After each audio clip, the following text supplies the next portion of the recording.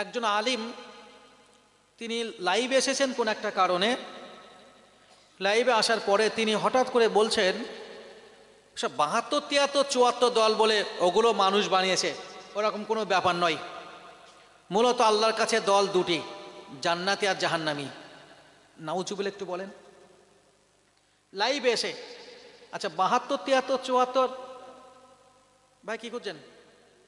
এই তো চাবি, ঘোষণা শোনেননি? মাইক আপনার ঘোষণা দিয়েছি, যাক আলহামদুলিল্লাহ। ভাই চাবি নিয়ে গেছেন, এবারে আর কোনো ভাই যেন আসেন না চাবি নিতে। যদি অন্য কারো দরকার হয় মোস্তফা ভাইকে ধরবে নাকি? তো ভাই এই যে ৭২, ৭৩, ৭৪ যেটাই তিনি বলেন না কেন, এই দলের ব্যাপার কি মানুষ বানিয়েছে? আল্লাহ রসুল ঘোষণা করেছেন। আল্লাহ রসুল একটি হাদিসে বললেন, আমার উম্মাতেরা ৭৩টা দলে বিভক্ত হবে। বনি ইসরাইলরা ছিল ৭২ দলে, আর আমার উম্মাত হবে ৭৩ দলে। এই ৭৩ দলের ভিতরে সবাই যাবে জাহান্নামে, একটা দল ছাড়া। কটা দল ছাড়া? একটা দল ছাড়া। সাহাবীরা বললেন, ইয়া রাসূলুল্লাহ, ওই একটা দল কারা? তো রাসূল বললেন, যার উপরে আমি এবং আমার সাহাবীরা আছি। সুবহানাল্লাহ একটু বলুন। রাসূল বললেন, আমার উম্মাতের ভিতরে ৭৩টা দল হবে। এই ৭৩টা দলের ভিতরে সবাই যাবে জাহান্নামে, একটি ছাড়া। তাহলে একটি ছাড়া সবাই জাহান্নাম বলতে বোঝায় ৭৩ থেকে যদি একটা বিয়োগ করা হয়, একটা মাইনাস করা হয়, তাহলে থাকে ৭২। ৭২টা দল যাবে জাহান্নামে, আর একটা দল যাবে জান্নাতে। সাহাবীরা জিজ্ঞেস করলেন, রাসূলুল্লাহ ওই দলটা কারা? আল্লাহ নবী বললেন, যার উপরে আমি এবং আমার সাহাবীরা আছি। একটু সুবহানাল্লাহ বলুন। এবং আল্লাহ রসুল আরেকটু আগিয়ে গিয়ে বললেন, আর সেটাই হলো জামাআহ, অর্থাৎ আহলুস সুন্নাহ ওয়াল জামাআহ। সুবহানাল্লাহ বলুন। তাহলে আহলুস সুন্নাহ ওয়াল জামাআত, এই দল ছাড়া বাকি যত দল আছে, সেটা মুতাজিলা বলেন, খারিজি বলেন, রাফিজি বলেন, যাই বলেন না কেন, তারা সবাই যাবে কোথায়? জাহান্নামে। তারা কোথায় যাবে? জাহান্নামে। এটা রাসূলের স্পষ্ট হাদিসের ঘোষণা। এখন সেই আলেমটাকে আমি একবার ঠিক করলাম যে ফোন করি, আবার দেখলাম ফোন করলে যদি উল্টো পাল্টা বলে, আমাদের তো একটু ভয় আছে, মানে বোঝানোর জন্য ফোন করলে উল্টো পাল্টা বলবে। তো আমি কি করলাম, আমি ওই বিষয়টার উপরে 3টে হাদিস তার হোয়াটসঅ্যাপে পাঠিয়ে দিলাম। ফেসবুক থেকে তার ফোন নম্বর নিয়ে হোয়াটসঅ্যাপে পাঠিয়ে দিয়েছি। দেওয়ার পরে তিনি হাদিসগুলো সব ডিলিট করে দিয়েছেন। তা আমি একজনকে বললাম যে ভাই এরকম এরকম ব্যাপার, তো ও পড়তে পারবে তবে তো হাদিসগুলো দেখবে। বুঝেননি? বলছিল যে পড়তে পারবে তবেই তো হাদিসগুলো দেখবে।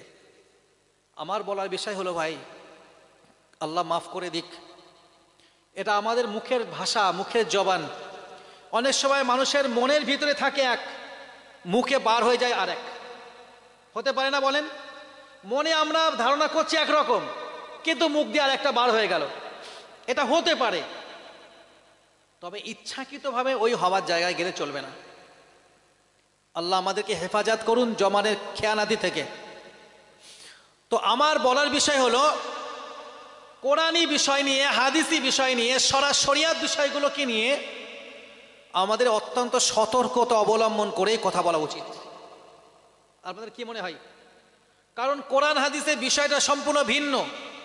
আরবি ভাষা এমন একটা বিষয়, সামান্য জের জবর পেশের যদি পার্থক্য হয়ে যায়, পুরো মানেটাই উল্টে যায়। আমি কি বোঝাতে পারলাম আপনার বিষয়টা? সামান্য জের জবর পেশ যদি উল্টো পাল্টা হয়ে যায়, তো পুরো মানেটাই চেঞ্জ হয়ে যাবে। সেই জন্য আমাদেরকে অবশ্যই সতর্কতা অবলম্বন করা দরকার। দ্বিতীয় একটা কথা হলো, ধরুন আমি একটা কথা আপনাদেরকে বলছি, আচ্ছা আমি তো মানুষ মাত্রই ভুল হওয়া স্বাভাবিক না অস্বাভাবিক? সবাই মিলে একটু বলেন তো, স্বাভাবিক তো? এখন আমি ভুলটা স্বীকার করতে গেলাম, বা আমি ভুলটা সংশোধন করতে গিয়ে যদি আবার ভুল হয়ে যায়, তাহলে ওই ভুলটাকে ধরুন আমি মানে ভুল বানান ঠিক করতে গিয়ে যদি আবার বলছি বিষয়টা ভুল, আর বিষয়টা ভুল ঠিক করতে গিয়ে যদি আমি বাংলায় লিখি ভয় দীর্ঘলা ভুল, তাহলে এই ভুল ঠিক করতে গিয়ে আবার হবে ভুল, কারণ ভুল বানানটাই ভুল, নাকি নয়? ধরুন একটা বিষয় ভুল, আমি ভুলটাকে সংশোধন করতে গিয়ে আবার সেখানে তালি তুলি দিয়ে লিখে দিলাম ভুল, কিন্তু বাংলায় লিখলাম ভয় দীর্ঘল ভুল, আসলে হবে তো ভয় রস্যুল ভুল। তাহলে ভুল বানান ঠিক করতে গিয়ে যদি হস্যর জায়গায় দীর্ঘ হয়ে যায় আরো মুশকিল। সুতরাং জবানে বলা যে ভাই ওই জায়গাটা আমার না ভুল হয়েছে। ونشهد أن لا إله إلا الله وحده لا شريك له ونشهد أن سيدنا وحبيبنا ومولانا محمدا صلى الله عليه وسلم صلى الله عليه وسلم عبده ورسوله. وقال الله تعالى في كلام المجيد والفرقان الحميد: إن الله وملائكته يصلون على النبي يا أيها الذين آمنوا صلوا عليه وسلموا تسليما. اللهم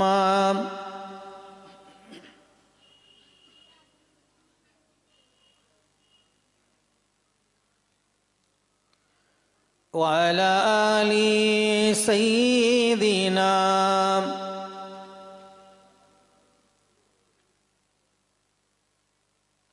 جاءنا محمد بشيرا نذيرا صلوا عليه كثيرا كثيرا.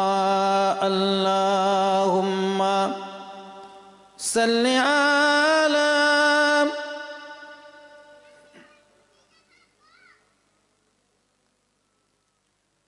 وعلى آل سيدنا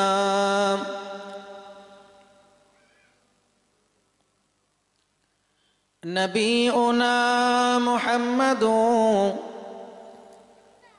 وهو يسمى أحمد، هو النبي المصطفى،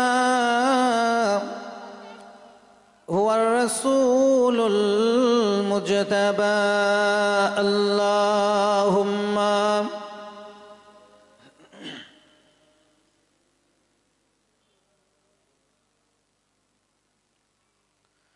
وعلى آل سيدنا একটু মহাব্বতে কলেমা জিকির করুন। লা ইলাহা ইল্লাল্লাহ, লা ইলাহা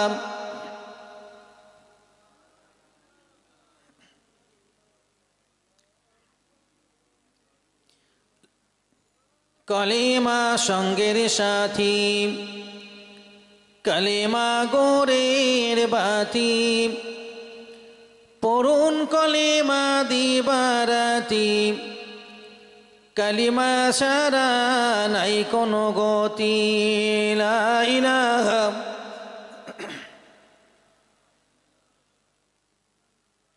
লা ইলাহা ইল্লাল্লাহ। কলবে মোদের পড়েছে কালি, জমেছে পাপের ধুলা বালি।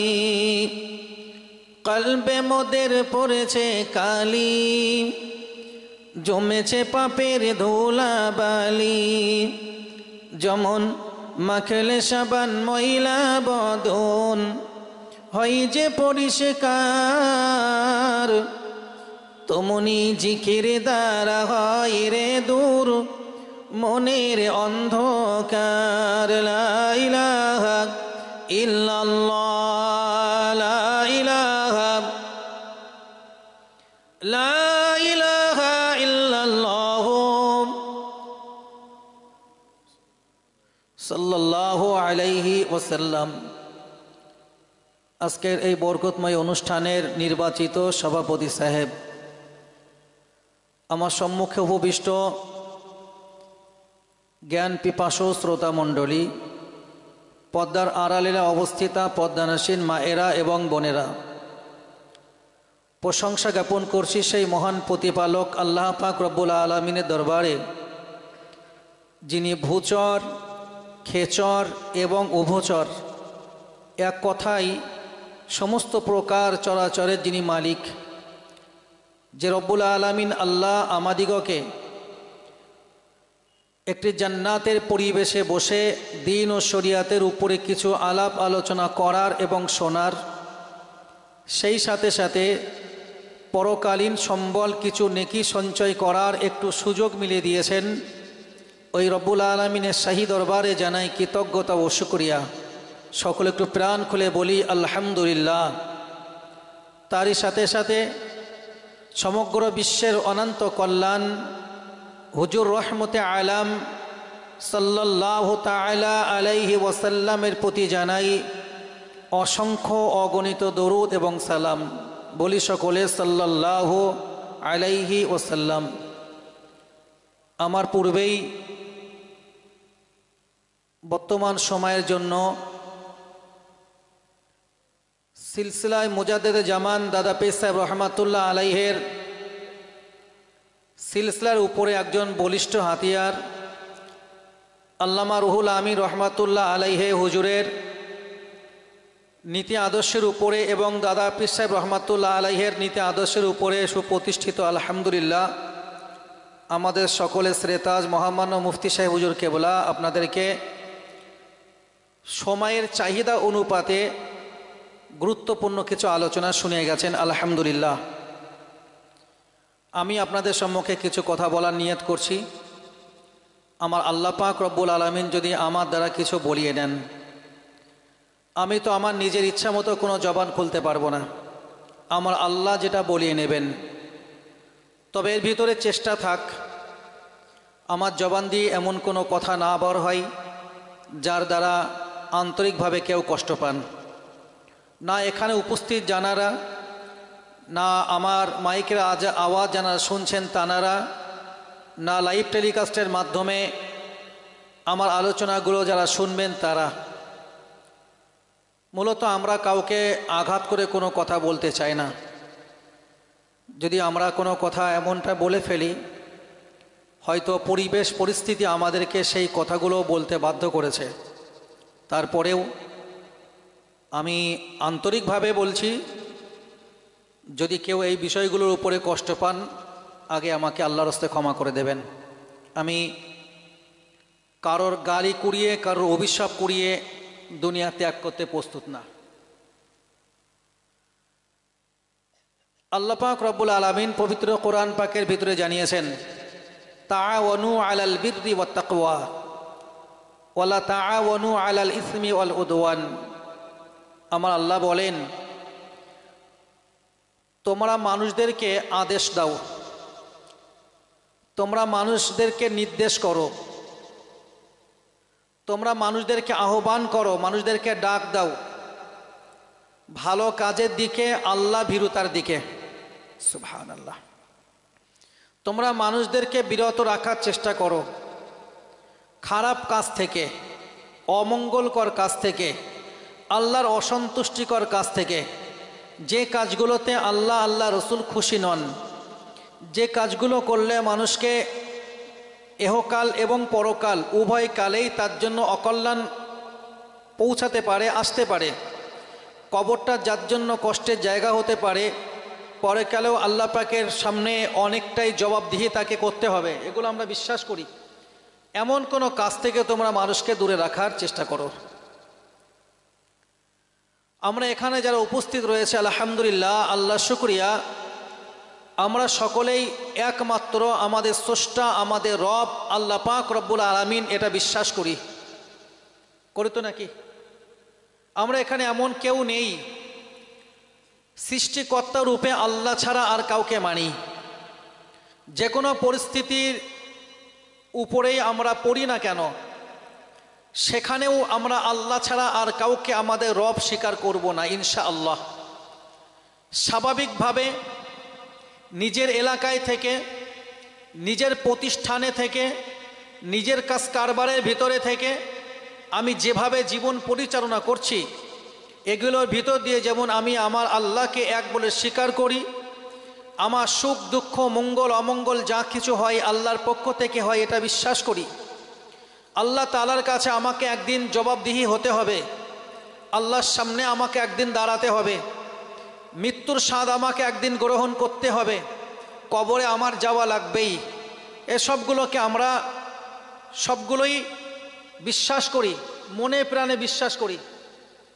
কাজের ক্ষেত্রে হয়তো আমরা অনেক সময় ত্রুটি করে ফেলি, কিন্তু এগুলো আমাদের বিশ্বাস। তবে আমরা আল্লাহ তাআলার কাছে আশাবাদী, আমরা আমৃত্যু এই বিশ্বাসের উপরে ইনশাল্লাহ কায়েম থাকব। সকলে ইনশাল্লাহ বলেন।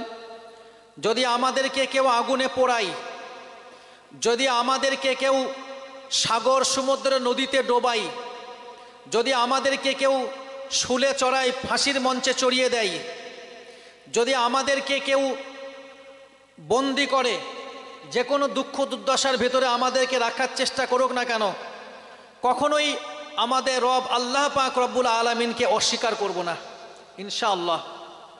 কারণ এই পৃথিবীটাই আল্লাহ রসুলের ঘোষণা অনুযায়ী পরকাল গুছিয়ে নেওয়ার জন্য একটা শস্যক্ষেত্র। সুবহানাল্লাহ বলুন। জীবন আমাদের একটাই, আর আল্লাহ পাকের পক্ষ থেকে সময় নিয়ে আসতে পারবো না। এই জগৎ থেকেই যখন আমরা চলে যাব, কোন মুহূর্তে আল্লাহ পাক আমাদেরকে ডাক দেবেন সেটা আমার আল্লাহ পাক তিনি ভালো জানেন। আমি এখন যদি আমার জীবনটাকে নিয়ে না ভাবি, এখন যদি আমি আমার জীবনটাকে নিয়ে কোনো কল্পনা না করি, এখন যদি আমি আল্লাহর ইবাদত বন্দেগী আল্লাহর হুকুম মানার ব্যাপারে অলসতা করি, সুযোগ পাবো এই আশাই, এটা একেবারে ভুল ধারণা।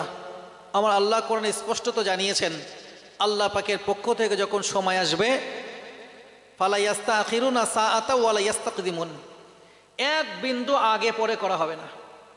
যখনই সময় আপনার রবের পক্ষ থেকে, ওই সময় আল্লাহর ডাকে সাড়া দিয়ে আপনাকে চলে যেতে হবে। এই যে রাস্তা থেকে মাহফিল পর্যন্ত আসতে চতুর্দিকে অনেকটা কবরস্থান আছে না? সবই কবরস্থান। চোখ বন্ধ করে একবার ভাবুন তো, আমার সমবয়স্ক কত মানুষ ওই কবরে শায়িত, আমার চাইতেও কত কম বয়সের মানুষ ওই কবরে শায়িত। আগে ঘোষণাটা দিয়ে রাখি, কারণ কথা বলতে বলতে যদি সে ভাই ওদিকে হয়রানি হন। ভাই, একটা বাইকের চাবি আছে স্টেজে জমা আছে, যদি কেউ বাইকের চাবি সন্ধান করেন স্টেজ থেকে নিয়ে যাবেন। আর একবার বলছি, একটি বাইকের চাবি পাওয়া গেছে, স্টেজে আছে, যদি কোনো ভাই আপনার চাবি খুঁজছেন স্টেজে আছে, নিয়ে যাবেন।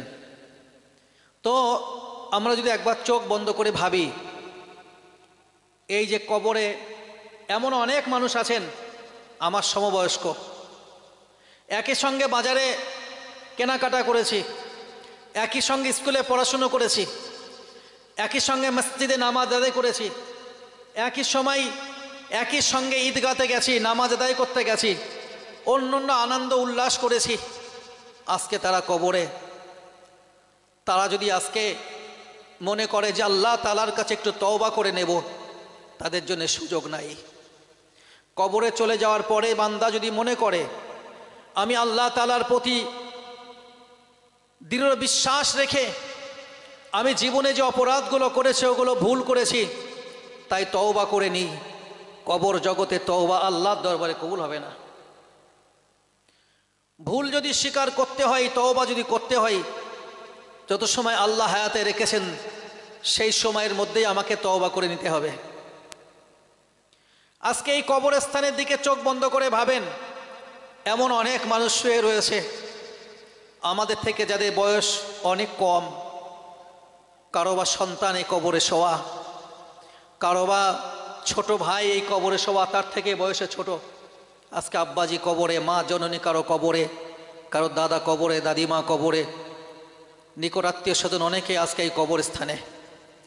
আমরা ওই কবরের পাশ দিয়েই হেঁটে আসছি, অথচ আমরা একবার কবরটার প্রতি লক্ষ্যই করিনি যে আমাকেও একদিন মৃত্যুবরণ করতে হবে, আমার হাত পা সবই থাকবে, একদিন আমি নিথর শরীরে পরিণত হব, একদিন আমিও সব দেহে পরিণত হব।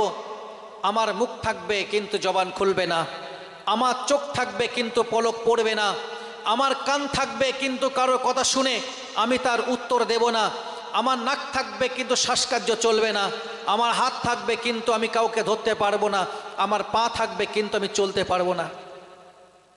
একদিন এমন অবস্থা আমারও হবে। আমরা কবরস্থানের পাশ দিয়ে যাই, তারপরেও নিজের মৃত্যুর ব্যাপারে কোনো খবর নেই।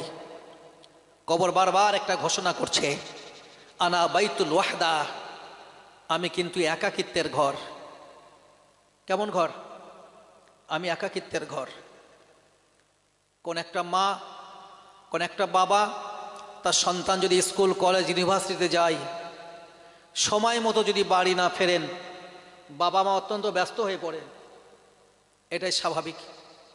যদি কারো সন্তান বিদেশে থাকেন, যদি 2 দিন 5 দিন ফোন না আসে, বাবা মা খেতে উঠতে বসতে সবসময় চিন্তার ভেতরে, মনে কিছু ভালো লাগে না। কিন্তু এই কবরে এমনও আমাদের আত্মীয় স্বজন রয়েছে, তাদের কোনো খবর আমাদের কাছে নেই। একদিন আমিও যখন ওই কবরে যাব, আমার অবস্থাটাও একই রকম হবে। আমরা গোদা বাংলায় একটা কথা বলি, দেনার ঘরে পাওনা। আপনি যেখানে যেভাবে দেবেন ঠিক ওইভাবেই তো আপনি পাবেন। আমার আল্লাহ কোরআনে বলছেন, হাল জাযাউল ইহসানি ইল্লাল ইহসান, কল্যাণের প্রতিদান কল্যাণই হয়। ভালো কিছু করলে আপনার জন্য ভালো কিছুই করা হবে।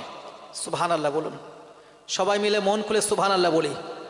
তো কবর বলছে, আনা বাইতুল ওয়াহদা, আমি কিন্তু একাকিত্বের ঘর। মায়ের সঙ্গে তার সন্তানের, সন্তানের সঙ্গে তার বাবার, ভাইয়ের সঙ্গে তার ভাইয়ের, ভাইয়ের সঙ্গে তার বোনের, দাদুর সঙ্গে নাতি নাতনিদের যেমন সম্পর্ক থাক না কেন, মৃত্যু যখন চলে আসবে, আল্লাহর ডাকে যখন বান্দা সাড়া দিয়ে চলে যাবে, যে মা সন্তানের জন্য পাগল পারা ছিল, স্কুল কলেজ ইউনিভার্সিটি থেকে যদি সন্তান না ফেরে, বিদেশ থেকে যদি সন্তান ফোন না করে, বাবা মা ব্যাকুল হয়ে পড়ে যায়। তারপরে ওই মায়ের সন্তান, ওই বাবার সন্তান যখন কবরে চলে যাবে, একটাবার এমন কোনো বাবা নাই সন্তানের সঙ্গে কবরে যাবে, এমন কোনো মা নাই সন্তানের সঙ্গে কবরে যাবে, এমন কোনো ভাই নাই সন্তানের সঙ্গে কবরে যাবে, এমন কোনো ভাই নাই ভাইয়ের সঙ্গে কবরে যাবে, এমন কোনো বোন নাই বোনের সঙ্গে কবরে যাবে।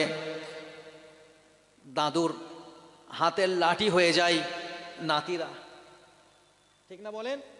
দাদুর বয়স হয়েছে, চলতে পারছে না, নাতি হয়ে যায় দাদুর হাতের লাঠি। যেখানে লাঠির উপরে ভর দিয়ে দাদুর চলার দরকার ছিল, ওখানে নাতির হাত ধরে দাদু চলাচলতি করে। অনেক সময় লক্ষ্য করা যায়, বাবা যদি তার ছেলেকে, তার মেয়েকে, মা যদি তার ছেলে বা মেয়েকে মারে, তো বাড়িতে দাদিমা দাদু থাকলে তারা রেগে যায়, এই আমার ওই দাদু ভাইয়ের গায়ে হাত দেওয়া যাবে না, নাকি? অনেক সময় ঝামেলা এরকম হয় না? তুমি আমার ওই নানু ভাইয়ের গায়ে, আমার দাদু ভাইয়ের গায়ে হাত দিতে পারবে না। অথচ ওই নানু, ওই দাদু যখন তার নাতি নাতনি দুনিয়া থেকে বিদায় নেবে, কেউ কবরে যাবে না তার সঙ্গে, তাকে একাকী যেতে হবে। ফলে বন্ধু আমার আসলকে, সেটাই খুঁজে বেড়াতে হবে। আল্লাহ রসুল সাল্লাল্লাহু আলাইহি সাল্লাম একটি হাদিসে জানিয়েছেন, মানুষের 3 প্রকার বন্ধু আছে। কত প্রকার? 3 প্রকার। এক প্রকারের বন্ধু যে মানুষের সঙ্গে তার মৃত্যু পর্যন্ত থাকবে। মৃত্যু হয়ে গেলে ওই বন্ধুর সঙ্গে মানুষের আর কোনো সম্পর্ক নেই। দ্বিতীয় নম্বরের বন্ধু যেটা মানুষের সঙ্গে তার কবরস্থান পর্যন্ত যাবে। মানুষ কবরে চলে গেলে ওই বন্ধুর সঙ্গে আর কোনো সম্পর্ক নেই। তিন নম্বরের বন্ধু যেটা মানুষকে নিয়ে তার সঙ্গে হাসরের ময়দানে উপস্থিত হবে। সুবহানাল্লাহ, একটু বলুন।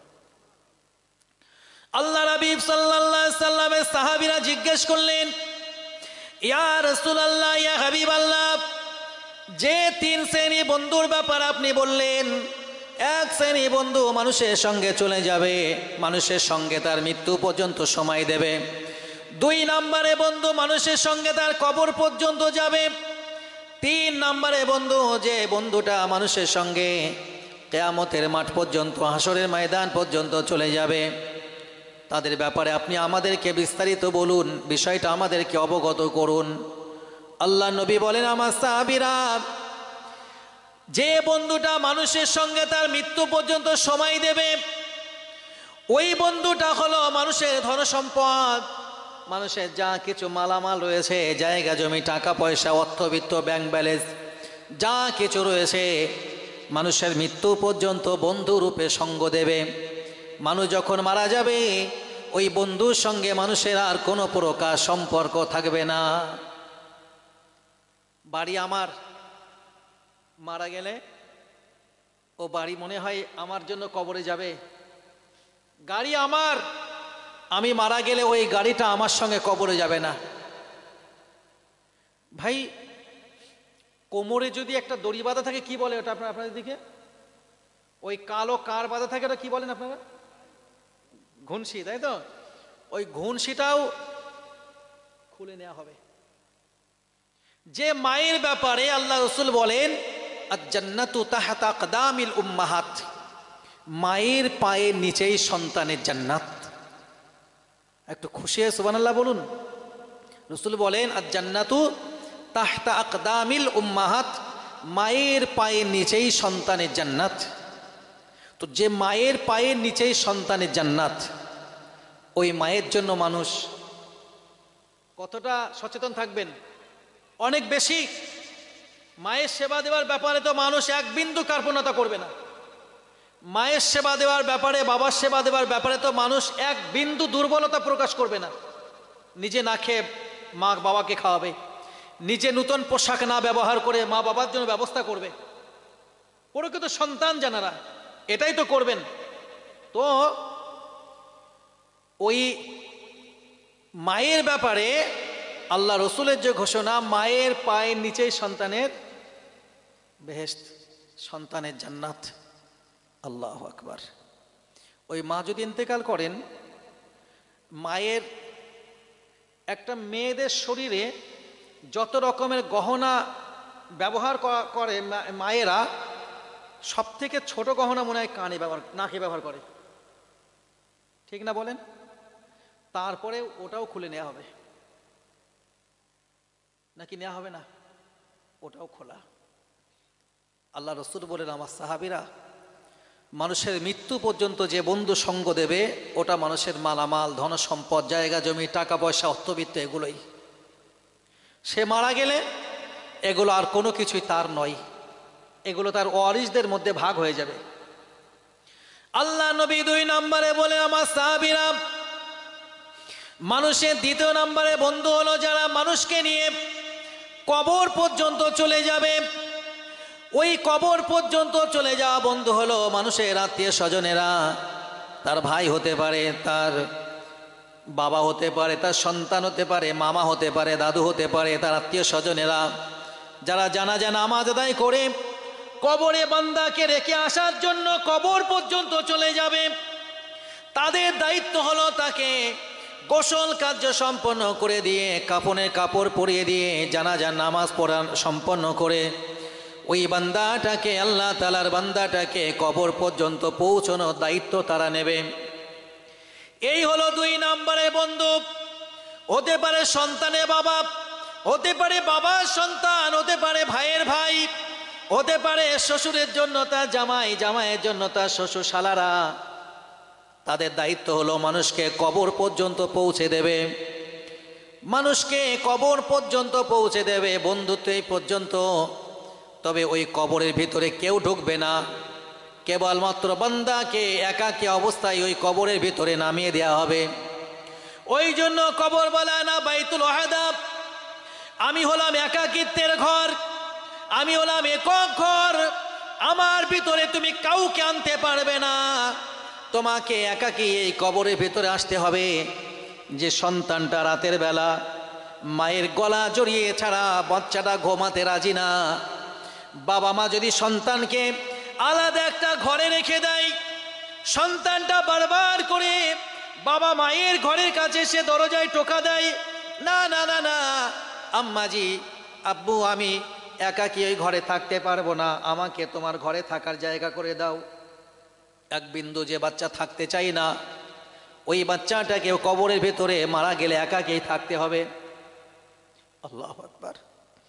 রাসূল বলেন আমার সাহাবীরা এই দ্বিতীয় প্রকারের বন্ধু চলে যাবে কবর পর্যন্ত, কবরে চলে গেলে আর কোনো সম্পর্ক তারা রাখবে না।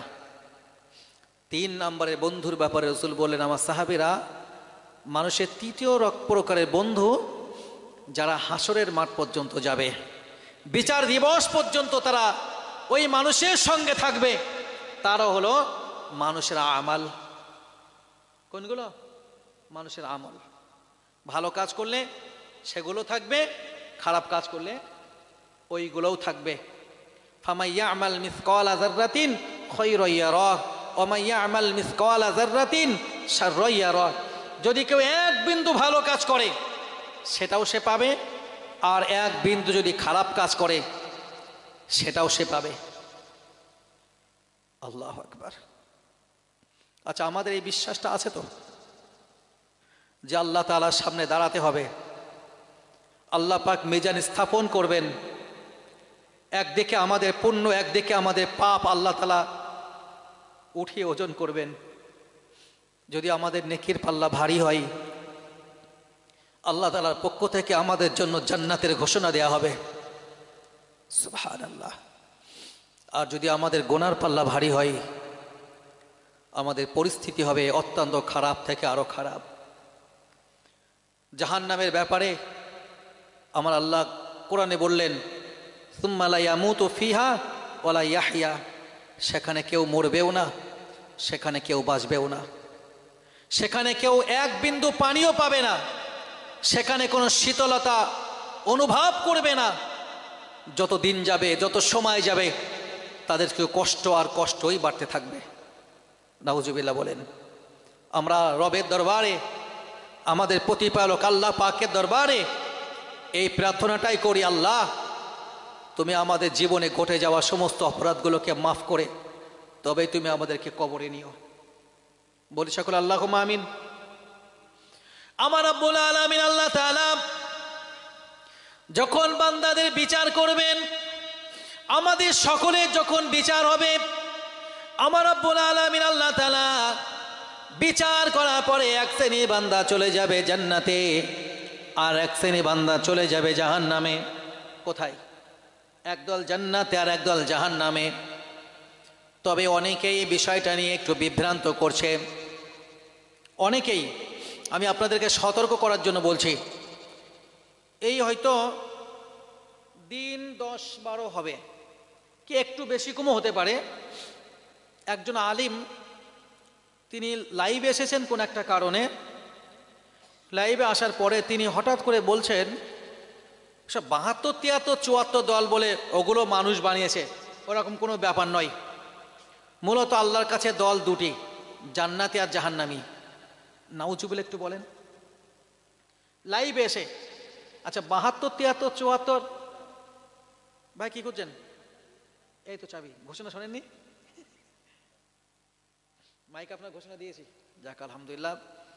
ভাই চাবি নিয়ে গেছেন, এবারে আর কোনো ভাই যেন আসেন না চাবি নিতে, যদি অন্য কারো দরকার হয় মস্ত ভাইকে ধরবে নাকি। তো ভাই এই যে 72, 73, 74 যেটাই তিনি বলেন না কেন, আচ্ছা, এই দলের ব্যাপার কি মানুষ বানিয়েছে? আল্লাহ রসুল ঘোষণা করেছেন। আল্লাহ রসুল একটি হাদিসে বললেন, আমার উম্মাতেরা ৭৩টা দলে বিভক্ত হবে। বনি ইসরাইলরা ছিল ৭২ দলে, আর আমার উম্মাত হবে ৭৩ দলে। এই ৭৩ দলের ভিতরে সবাই যাবে জাহান্নামে, একটা দল ছাড়া। কটা দল ছাড়া? একটা দল ছাড়া। সাহাবীরা বললেন, ইয়া রাসূলুল্লাহ, ওই একটা দল কারা? তো রাসূল বললেন, যার উপরে আমি এবং আমার সাহাবীরা আছি। সুবহানাল্লাহ, একটু বলুন। রাসূল বললেন, আমার উম্মাতের ভিতরে ৭৩টা দল হবে। এই ৭৩টা দলের ভিতরে সবাই যাবে জাহান্নামে, একটি ছাড়া।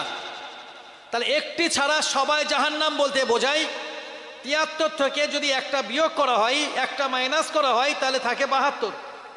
৭২টা দল যাবে জাহান্নামে, আর একটা দল যাবে জান্নাতে। সাহাবীরা জিজ্ঞেস করলেন, রাসূলুল্লাহ, ওই দলটা কারা? আল্লাহ নবী বললেন, যার উপরে আমি এবং আমার সাহাবীরা আছি। একটু সুবহানাল্লাহ বলুন। এবং আল্লাহ রসুল আর একটু আগিয়ে গিয়ে বললেন, আর সেটাই হলো জামাআহ, অর্থাৎ আহলুস সুন্নাহ ওয়াল জামাআহ। সুবহানাল্লাহ বলুন। তাহলে আহলে সুন্নাত ওয়াল জামাআত, এই দল ছাড়া বাকি যত দল আছে, সেটা মুতাজিলা বলেন, খারিজি বলেন, রাফিজি বলেন, যাই বলেন না কেন, তারা সবাই যাবে কোথায়? জাহান্নামে। তারা কোথায় যাবে? জাহান্নামে। এটা রসুলের স্পষ্ট হাদিসের ঘোষণা। এখন সেই আলেমটাকে আমি একবার ঠিক করলাম যে ফোন করি, আবার দেখলাম ফোন করলে যদি উল্টোপাল্টা বলে, আমাদের তো একটু ভয় আছে, মানে বোঝানোর জন্য ফোন করলে উল্টোপাল্টা বলবে। তো আমি কি করলাম, আমি ওই বিষয়টার উপরে 3টে হাদিস তার হোয়াটসঅ্যাপে পাঠিয়ে দিলাম। ফেসবুক থেকে তার ফোন নম্বর নিয়ে হোয়াটসঅ্যাপে পাঠিয়ে দিয়েছি। দেওয়ার পরে তিনি হাদিসগুলো সব ডিলিট করে দিয়েছেন। তা আমি একজনকে বললাম যে, ভাই এরকম এরকম ব্যাপার, তো ও পড়তে পারবে তবে তো হাদিসগুলো দেখবে। বুঝেননি? বলছিল যে পড়তে পারবে তবেই তো হাদিসগুলো দেখবে। আমার বলার বিষয় হলো, ভাই আল্লাহ মাফ করে দিক, এটা আমাদের মুখের ভাষা, মুখের জবান। অনেক সময় মানুষের মনের ভিতরে থাকে এক, মুখে বার হয়ে যায় আর এক। হতে পারে না বলেন? মনে আমরা ধারণা করছি একরকম, কিন্তু মুখ দিয়ে আর একটা বার হয়ে গেল। এটা হতে পারে, তবে ইচ্ছাকৃতভাবে ওই হওয়ার জায়গায় গেলে চলবে না। আল্লাহ আমাদেরকে হেফাজত করুন জমানের খেয়ানাতি থেকে। তো আমার বলার বিষয় হলো, কোরআনী বিষয় নিয়ে, হাদিসি বিষয় নিয়ে, শরিয়াত বিষয়গুলোকে নিয়ে আমাদের অত্যন্ত সতর্কতা অবলম্বন করেই কথা বলা উচিত। আপনাদের কি মনে হয়? কারণ কোরআন হাদিসের বিষয়টা সম্পূর্ণ ভিন্ন। আরবি ভাষা এমন একটা বিষয়, সামান্য জের জবর পেশের যদি পার্থক্য হয়ে যায়, পুরো মানেটাই উল্টে যায়। আমি কি বোঝাতে পারলাম আপনার বিষয়টা? সামান্য জের জবর পেশ যদি উল্টো পাল্টা হয়ে যায়, তো পুরো মানেটাই চেঞ্জ হয়ে যাবে। সেই জন্য আমাদেরকে অবশ্যই সতর্কতা অবলম্বন করা দরকার। দ্বিতীয় একটা কথা হলো, ধরুন আমি একটা কথা আপনাদেরকে বলছি, আচ্ছা আমি তো মানুষ মাত্রই ভুল হওয়া স্বাভাবিক না অস্বাভাবিক? সবাই মিলে একটু বলেন তো, স্বাভাবিক তো?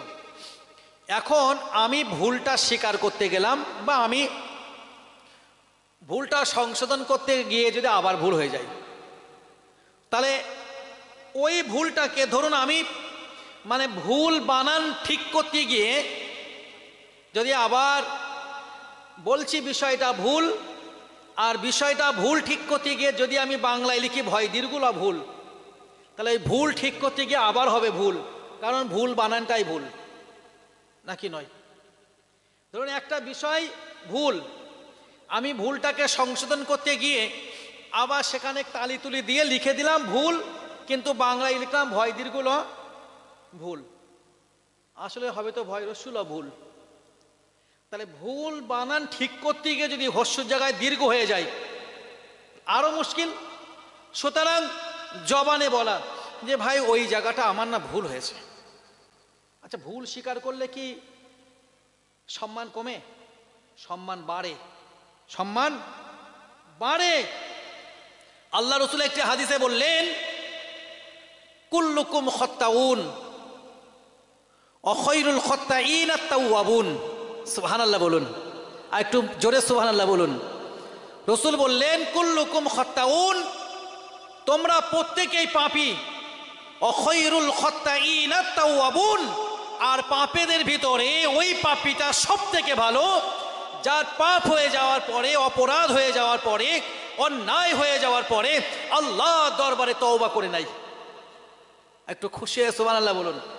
আমি এত কিছু বলার উদ্দেশ্য হলো, আমার চলার রাস্তায়, আমার বলা কথাই, আমার কাজের উপরে অনেক সময় নিজের ইচ্ছার বাইরেও আমরা ভুল করে ফেলি।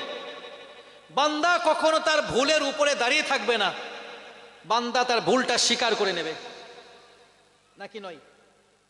পরের কথা হলো, ইসলামের প্রত্যেকটা বিষয় আল্লাহ তাআলার হুকুম মেনেই বাস্তবে রূপ দিতে হবে। ওটা নিজের ইচ্ছা মতো যদি আমি বাস্তবে রূপ দিই, সেটা মানুষ নিতে পারলেও আমার আল্লাহর দরবারে গ্রহণযোগ্য হবে? হবে? হবে না।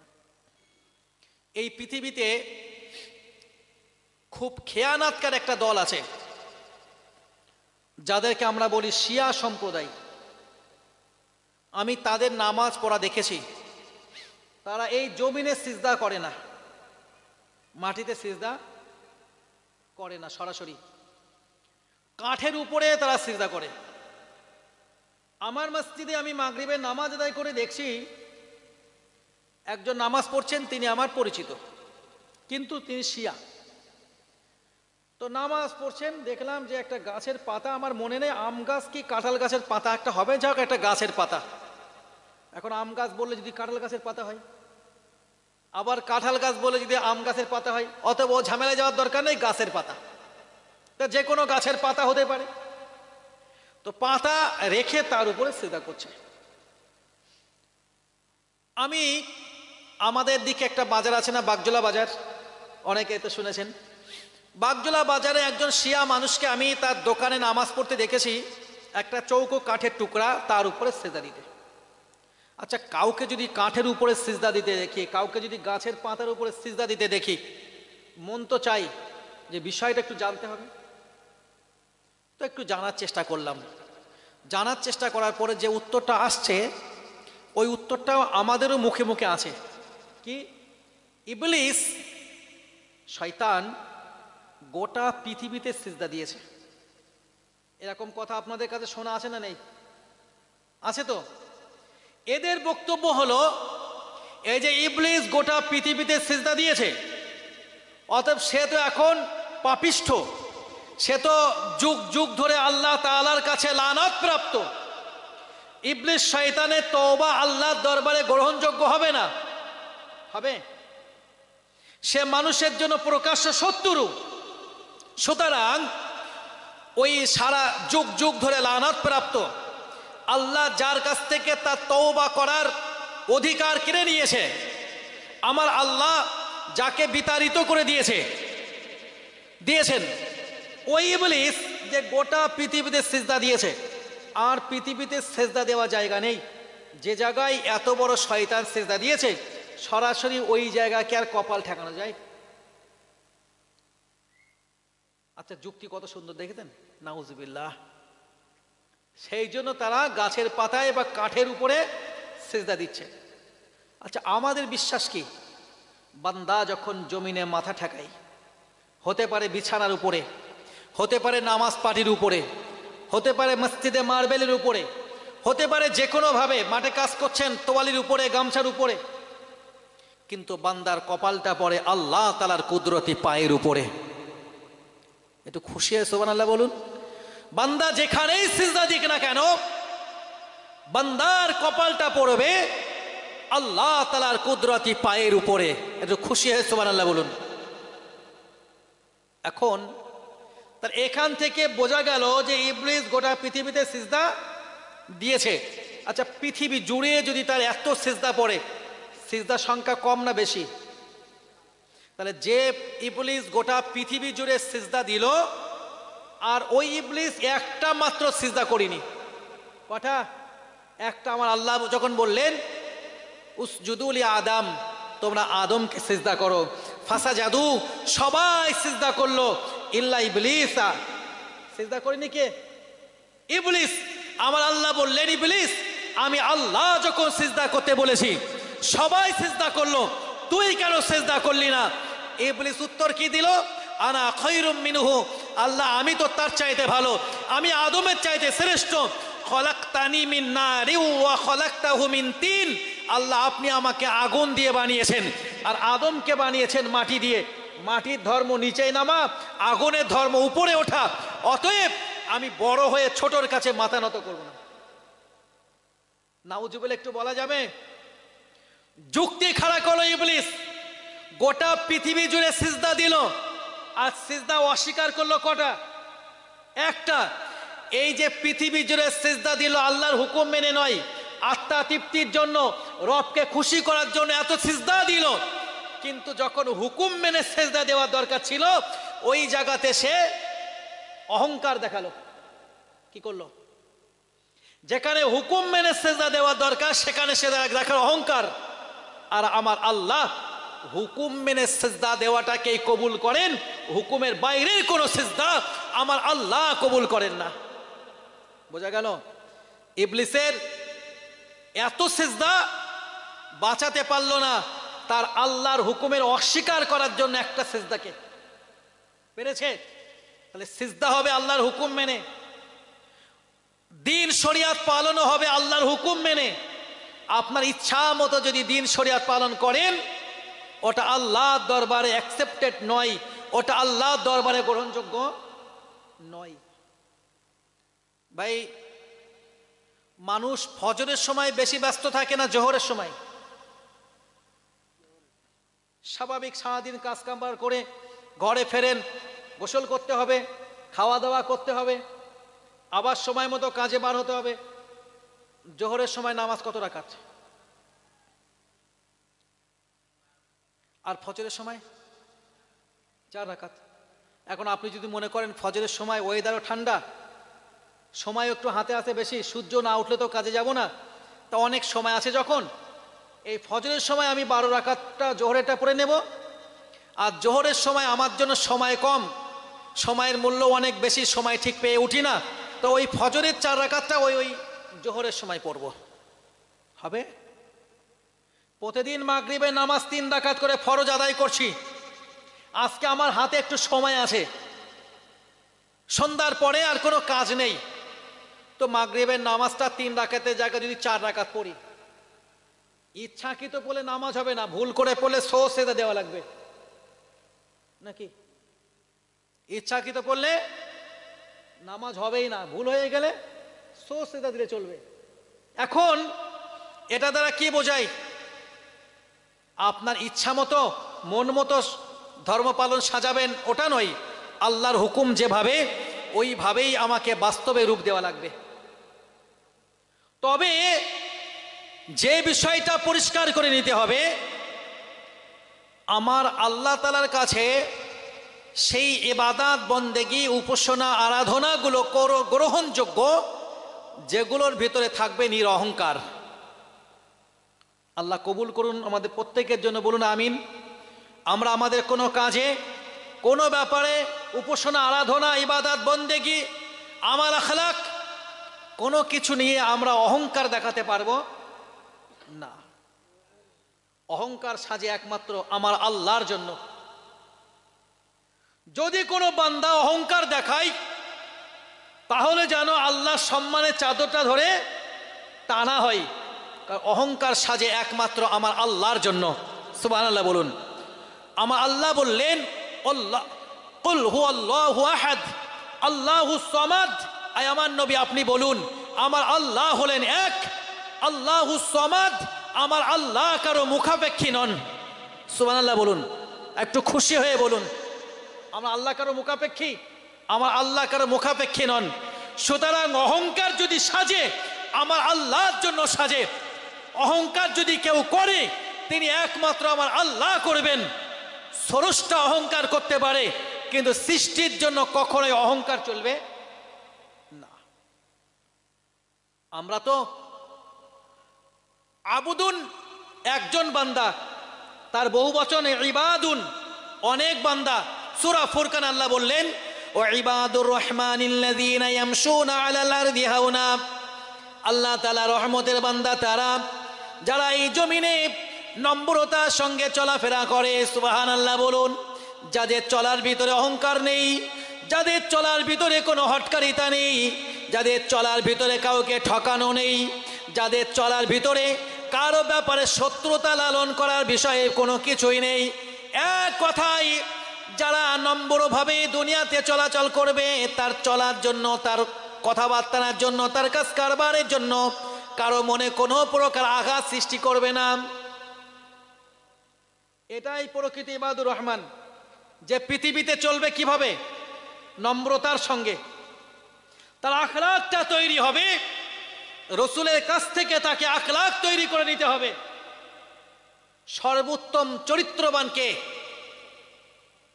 আল্লাহ পাক রব্বুল আলামিনের প্রিয় হাবিব নবী মুহাম্মদ রাসূলুল্লাহ সাল্লাল্লাহু আলাইহি সাল্লামের ব্যাপারে আমার আল্লাহ বলেন ইন্নাকা লা আলা খুলুকিন আযীম, আয় আমার নবী, আমি তো আপনাকে উত্তম চরিত্র দিয়ে পাঠিয়েছি। সুবহানাল্লাহ বলুন। আল্লাহ বলেন আমি আপনাকে উত্তম চরিত্র দিয়েছি, আপনার চরিত্র সর্বোত্তম। আল্লাহ রসুল বললেন, আল্লাহ রসুল একটি হাদিসে বললেন আদ্দাবানি রব্বি ফাহসানা তাদিবি। আল্লাহু আকবার বলুন। রসুল বলেন আদ্দাবানি রব্বি ফাহসানা তাদিবি, আমার আল্লাহ আমাকে আদব শিক্ষা দিয়েছেন, সেই জন্য আমি পৃথিবীর সব থেকে সুন্দর আদবী। একটু খুশি হয়ে সুবহানাল্লাহ বলুন। কথাকার আল্লাহ রসুলের। রসুল বলছেন আমার আল্লাহ আমাকে আদব শিখিয়েছেন, আর আমি পৃথিবীতে সর্বোত্তম আদবী। ভাই, আল্লাহ রসুলের উপাধি আল আমিন। আল্লাহ রসুলের কথাবার্তারা, আল্লাহ রসুলের আমানাতদারিতা, আল্লাহ রসুলের মানুষের সঙ্গে মুআমেলা মুআশারা, আল্লাহ রসুল সাল্লাল্লাহু আলাইহি সাল্লামের কথা, আল্লাহ রসুলের কাজ কারবার থেকে মানুষ কখনো এক বিন্দুতম ঠকেনি। সুবহানাল্লাহ বলুন। আল্লাহ রসুলের ব্যাপারে কোনো মানুষ এক বিন্দুতম এই ভাবনা ভাবেনি যে তানার কাছে কোনো আমানত রাখলে তিনি খেয়ানত করবেন। তাই জাহেলিয়াত যুগেও আল্লাহ রসুল সাল্লাল্লাহু আলাইহি সাল্লামের উপরে যখন আমার আল্লাহ ওহী পাঠাননি, 40 বছর বয়সে 610 খ্রিস্টাব্দে আল্লাহ রসুল নবুয়ত পেলেন, তার আগেও কুফফারে কুরাইশেরা, জাহেলিয়াত যুগের মানুষেরাও, এমনকি আল্লাহ রসুল নবুয়ত পাওয়ার পরেও যারা রসুলের সঙ্গে শত্রুতা করেছে, ইসলামের সঙ্গে শত্রুতা করেছে, তারাও তাদের মালগুলোকে হেফাজত করার জন্য আল্লাহ রসুল সাল্লাল্লাহু আলাইহি সাল্লামের কাছে গচ্ছিত রেখে যেত। একটু খুশি হয়ে সুবহানাল্লাহ বলা যাবে তো? আল আমিন এটা কুফফারে কুরাইশদের দেওয়ার উপাধি। ভাই, আলিমদের ব্যাপারে আল্লাহ রসুলের ঘোষণা আল উলামা ওয়ারাসাতুল আম্বিয়া, আলিমরা হলেন নবীদের ওয়ারিস বা উত্তরাধিকারী। সুবহানাল্লাহ বলুন। আর আল্লাহ রসুল সাল্লাল্লাহু আলাইহি সাল্লাম উত্তরাধিকার সূত্রে কোনো মালামাল দেখে যাননি, কোনো টাকা পয়সা, কোনো ধন সম্পদ, এসব কিছুই না। আল্লাহ রসুল রেখে গেছেন ইলম। সুবহানাল্লাহ বলুন। এই ইলমটাকে রসুলের পক্ষ থেকে আলিমেরা ওয়ারিশান সূত্রে পেয়ে সেটাকে মানুষের কাছে প্রচার করবেন। নবী কিন্তু আর দুনিয়াতে আসবে না, এই বিশ্বাস আছে তো আমাদের? নবী দুনিয়াতে আর আসবে না। একজন নবী দুনিয়াতে আসবেন, এটা যেন আমি এই ইউটিউবার ভাইরা ওখানে অনেকে আছেন, কার কার লাইভ চলছে আমি জানি না, তবে বুরহান ভাইয়ের সঙ্গে দেখা হয়েছে, আদর্শ আমিনিয়া মিডিয়া, আমাদের সামিমের সঙ্গে দেখা হয়েছে, রহমান নেটওয়ার্ক, আর কে কে আছে আমি জানি না জি, আর বাকিগুলো ভিডিও হচ্ছে। যা হোক ভাই, আমি সতর্ক করছি, এই ভিডিও, আমাদের ভিডিও কাটিং করবেন না। একটা বিষয় বলতে গিয়ে আর একটা বিষয়ের উপরে যখন আমরা উদাহরণস্বরূপ কোন একটা বিষয় টেনে ওখানে জুড়ে দিই, তো দুটো বিষয়কে এক জায়গায় না করা হয়, তাহলে বিষয়টা ফিতনার কারণ হয়ে যায়, নাকি হয় না? আর এই ফিতনাগুলো হওয়ার পরেই এ সমাজের অবস্থা দিনের পর দিন খুব খারাপ হচ্ছে না? খারাপ হচ্ছে। পরের কথা, এখানে অনেক ইউটিউবার ভাই আছেন, আমি ইউটিউবার ভাইদের কাছে অনুরোধ করছি, এই কারোর মুখের উপরে টিক দেওয়া, কারোর মুখের উপরে কোরাস দেওয়া, এগুলো আপনারা করতে চান না। সরাসরি প্লেন ভাবে বক্তৃতা এখানে লাইভ টেলিকাস্ট হচ্ছে, অবশ্যই প্রচার করুন। যে বিষয়গুলো নিলে সমাজ উপকৃত হবে, যে বিষয়গুলো কাটিং করে ছাড়লে হয়তো মানুষের ধৈর্য ধরে 2 ঘন্টার একটা ভিডিও দেখার সময় নেই, 1 ঘন্টা ধরে হয়তো একটা ভিডিও দেখার সময় নেই, হয়তো ওই 1 ঘন্টা 1.5 ঘন্টা বা 2 ঘন্টা আলোচনার ভিতরে এমন একটা গুরুত্বপূর্ণ বিষয় রয়েছে, ওটা সমাজের জন্য খুব উপকারী, সমাজের জন্য খুব প্রয়োজনীয়, খুবই দরকারি। ওই বিষয়টাকে কেটে প্রচার করুন, সমাজ যেন উপকৃত হয়। কিন্তু ফিতনা লাগাতে, বিভেদ লাগাতে, ঝগড়া তৈরি করে দিতে কোনো ভিডিও কাটছাট করার দরকার আছে বলে আপনাদের মনে হয়? আমার তো মনে হয় এমনটা দরকার নেই। একটা বিষয় উদাহরণ দেওয়ার জন্য না আর একটা বিষয় এখানে চলে আসে। এখন যদি আমি একটা ব্যক্তির ব্যাপারে বলি যে অমুক ব্যক্তি কুকুর, পরের লাইনে আসে পুষতে ভালোবাসতেন, এই কুকুর পর্যন্ত যদি কেটে দেওয়া হয় আর পুষতে ভালোবাসেন না রাখা হয়, তো তার উপরে তো ফরজ দায়িত্ব পড়তে গেছে যে আমার দেখলেই মারবে, কারণ আমি প্রকাশ্য যদি তাকে কুকুর বলি, তা সে আমার ছাড়বে কেন? এটা তো স্বাভাবিক। কিন্তু যদি এখানে কাটছাট না করা হতো, তাহলে ওই ভাই পরের অংশ পড়ে বুঝতো যে না, এ ভাই তো আমাকে এরকম কুকুর টুকুর বলিনি, নাকি? আমার বক্তব্য হলো ভাই, ফিতনা হত্যা অপেক্ষা আরো বেশি ক্ষতিকর, বেশি মারাত্মক, বেশি ভয়ঙ্কর। ফিতনা করা যাবে না, তবে কিছু কিছু বিষয় আছে জবাব দেওয়া লাগবে। এমনও কিছু গীবত আছে যেগুলো করলে সওয়াব পাওয়া যায়। আমি আলোচনা এক জায়গায় করেছি, তারপরেও আপনাদেরকে ক্লিয়ার করার জন্য বলছি। যদি আমি দেখি একজন আলিম, হতে পারে সে একজন স্টেজের বক্তা, হতে পারে তিনি একজন মাদ্রাসার শিক্ষক, হতে পারে তিনি একজন মসজিদের ইমাম হতে পারেন, এখন তার চলাচলটি যদি ভিন্ন হয়, কখনো তিনি ধূমপান করেন, কখনো বা তিনি লটারির টিকিট কাটেন, কখনো বা তিনি সুদে টাকা দেন, বা কখনো দেখি তার বাড়ির মহিলারা সমিতি করছে, সে যে কোনো সমিতি সুদের আওতায়, আমি তাকে বারবার সতর্ক করছি। বারংবার সতর্ক করার পরেও যদি সে সতর্ক না হয়, তাহলে সেক্ষেত্রে মসজিদের ইমাম যদি তিনি হন, অবশ্যই মুসল্লিদেরকে বলে দেওয়া দরকার, ভাই যে ইমামের পিছনে নামাজ পড়ছেন, ইমামের ভিতরে এই দোষগুলো রয়েছে। আমি তাকে বারবার সতর্ক করছি, কিন্তু তিনি সতর্ক হচ্ছেন না। রাসূল বলেন, as-salatu মিফতাহুল জান্নাহ, নামাজটাই হচ্ছে জান্নাতের চাবি। সুতরাং নামাজের হিসাব হবে, জান্নাতের যাবার ফয়সালা হবে নামাজটাকে নিয়ে আগেই। সুতরাং ওই নামাজ যিনি পড়াবেন তার ভিতরে যদি এই দোষগুলো থাকে, আমার উচিত আগে তাকে সতর্ক করে দেওয়া, বারবার বলা। তারপর যদি সে সতর্ক না হয়, ওই পাপের কাজগুলো থেকে দূরে সরে না আসে, তাহলে অবশ্যই ওই এলাকার মুসল্লিদেরকে আমার জানিয়ে দেওয়া দরকার, নাকি দরকার না? দরকার না? দরকার না? অবশ্যই দরকার। কারণ রাসূল বলেন, ইন্নামা জুইলাল ইমামু লিউতাম্মা বিহি, ইমাম নির্বাচন করা হয়েছে ইমামকে অনুসরণ করার জন্য। ইমামের নামাজে যদি নামাজ পড়তে গিয়ে যদি ইমামের ভুল হয়ে যায়,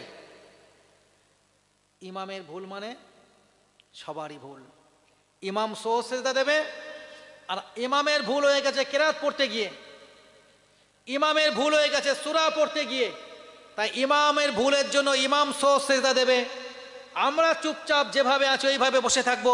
বিষয়টা কি এরকম না? আমরাও সেজদা দেব, তাহলে ইমামের ভুল হলে আমাদেরও যে ভুল হয়ে যাবে, ইমামের নামাজ সঠিকভাবে আদায় হলে আমাদের নামাজও সঠিকভাবে আদায় হবে, এটা থেকে স্পষ্টত বোঝা যায়। সুতরাং ওই সতর্ক করে দেওয়ার জন্য বিষয়টা বারবার ক্লিয়ার করা দরকার। আর যদি কোনো মানুষকে কোনো বিষয়ে ক্লিয়ার করে দেওয়া হয়, সতর্ক করে দেওয়া হয়, তিনি অসন্তুষ্ট হলে চলবে না, কারণ শরিয়াতের মাপকাঠিতে দাঁড়িয়ে আমি তাকে সতর্ক করেছি। নাকি? পরের কথা আমি বলছি আপনাদেরকে, এই কথাগুলো বলার উদ্দেশ্য আমার যেটা, পূর্বের কথায় ফিরে যান। আল্লাহ তাআলার সামনে একদিন দাঁড়াতে হবে, হিসাব আমার আল্লাহ নেবেন।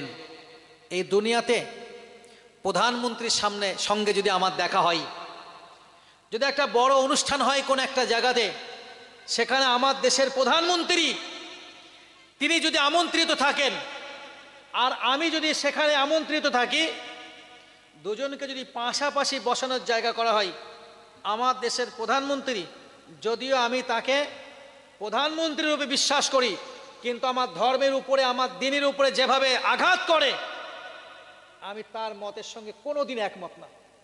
তারপরেও আমার প্রধানমন্ত্রী হওয়ার জন্য অনেকে ফোন তুলে সেলফি তুলবে, তুলবে না? তুলবে না?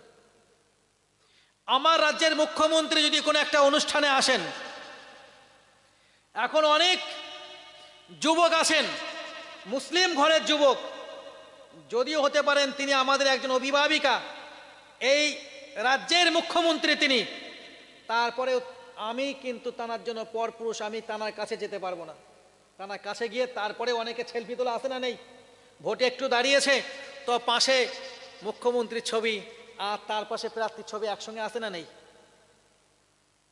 আমরা যদি এই ফতোয়াবাদ দিতে যাই, তাহলে এক শ্রেণীর মানুষ আবার আমাদের বলবে এই ছোটখাটো হুজুরা বেশি বুঝদার। কিন্তু ভাই, শরিয়াতের কথাটা বলতে হবে আমাদেরকে, নাকি বলতে হবে না? ইচ্ছাকৃতভাবে আমি এটা কোনো জায়গায় পড়িনি, তবে একজন আলিম তিনি এই বিষয়টা নিয়ে, আমি আপনাদেরকে সতর্ক করছি জাস্ট, একজন আলিম বিষয়টা নিয়ে আলোচনা করেছেন। ওই আলোচনাটা থেকে আমি আপনাদেরকে বলছি, আল্লাহ রাসূল সাল্লাল্লাহু আলাইহি ওয়াসাল্লাম একটি হাদিসে বললেন, ওই সমস্ত ঘরগুলোতে আল্লাহ তাআলা রহমতের ফারিস্তা প্রবেশ করে না যে ঘরে থাকে কোনো অপবিত্র ব্যক্তি। কোন ঘরে? যে ঘরে থাকে কোনো অপবিত্র ব্যক্তি। 2 নাম্বার, যে ঘরে কোনো মূর্তি, কোনো জীবের ছবি টাঙানো থাকে। 3 নাম্বার, যে বাড়িতে কুকুর পোষা হয়। তাহলে যে বাড়িতে কুকুর পোষা হয়, যে বাড়িতে ছবি টাঙানো হয়, যে বাড়িতে অপবিত্র মানুষ বাস করে, ওই বাড়িগুলোতে আল্লাহ তাআলা রহমতের ফারিস্তা প্রবেশ করেন না। আমি মাঝখানে একজন, আল্লাহ তুমি মাফ করে দিও, আল্লাহ আল্লাহ আমি গীবত করছি না, তুমি মাফ করে দিও, এতটা মানুষ সাক্ষী, কসম বিল্লাহ বলছি, আমি গীবত করছি না, আমি শুধু বলছি সমাজ কত খারাপ হয়ে গেছে। একজন স্টেজের বক্তা, আমার এখানে আলোচনা হচ্ছে, হয়তো আমি কালকে দেখব আমার আলোচনা 200 জন লোক শুনেছে, কি 300 জন লোক শুনেছে, কি 1000 জন লোক শুনেছে। তাদের আলোচনা একদিন হলে লক্ষ লক্ষ মানুষ শোনে।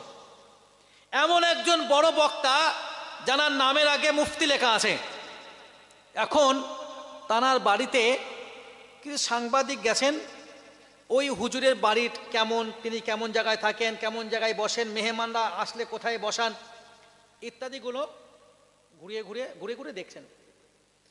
দেখলাম মুফতি সাহেব হুজুর, মানে যে মুফতির কথা বলছি, তিনি যেখানে বসে পড়াশোনা করেন, মেহমানরা এলে যেখানে বসান, ওনার পিছনে বড় করে একজনের ছবি বাঁধানো।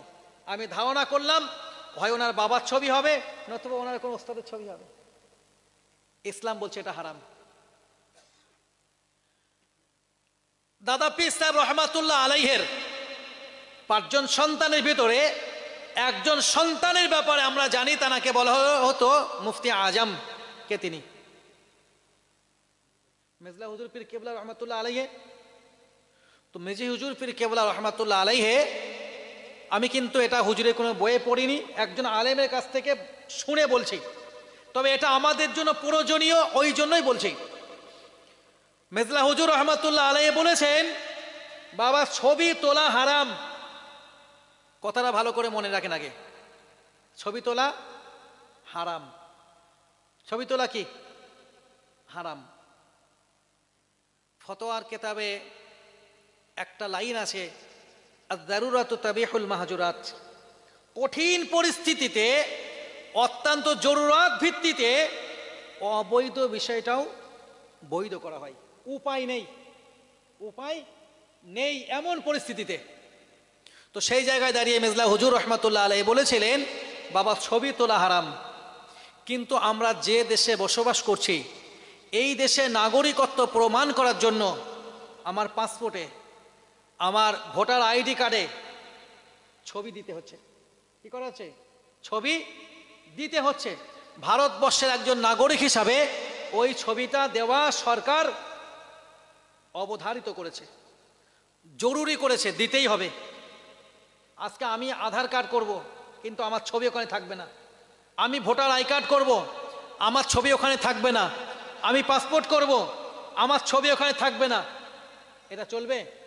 চলবে না।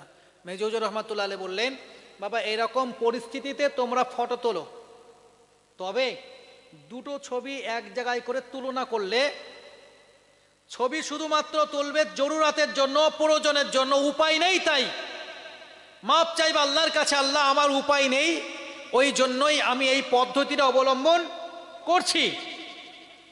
সেখানে আমার আল্লাহ মাপ করতে পারেন। তবে যদি দুটো ছবিকে পাশাপাশি রেখে তুলনা করা হয় কোনটা বেশি ভালো, ওই দুটো তুলনা করে ভালো বেছে সেখানে দেওয়া হয়, তাহলে কিন্তু আর প্রয়োজনের জন্য দেওয়া হচ্ছে না, দেখানোর জন্য যে আমার ছবিটা কোনটা দেখতে বেশি ভালো, তাহলে কিন্তু ওই জায়গা থেকে ছাড় পাওয়া যাবে না, ছাড় পাওয়া যাবে না। তাহলে বিনা প্রয়োজনে ইচ্ছাকৃতভাবে এই সমস্ত ছবি তৈরি, ছবি লটকানো, ছবি তোলা, এগুলো আমাদের জন্য বৈধ নয়, চলবে না। আমি এই কথাটা বলার উদ্দেশ্য হলো, অনেক ক্ষেত্রে আমরা দেখি ওই রকম বিশিষ্ট ব্যক্তিদের পাশে বসতে, তাদের সঙ্গে সেলফি তুলতে আমরা খুবই আগ্রহী হই। আমাদের মন চাই অমুক ব্যক্তিটার সঙ্গে, অমুক বিখ্যাত ব্যক্তিটার সঙ্গে একটা ছবি তুলে রাখি, তার সঙ্গে আমার একটা ছবি থাকবে, আমি নিজেকে খুব গর্বিত মনে করব। হয় না? হয় না? হয়। আচ্ছা, এই বসাটা যদি আমার আল্লাহ তাআলার সঙ্গে হয়, আল্লাহু আকবার, কার সঙ্গে? আর মানুষ পৃথিবীর কে তিনি?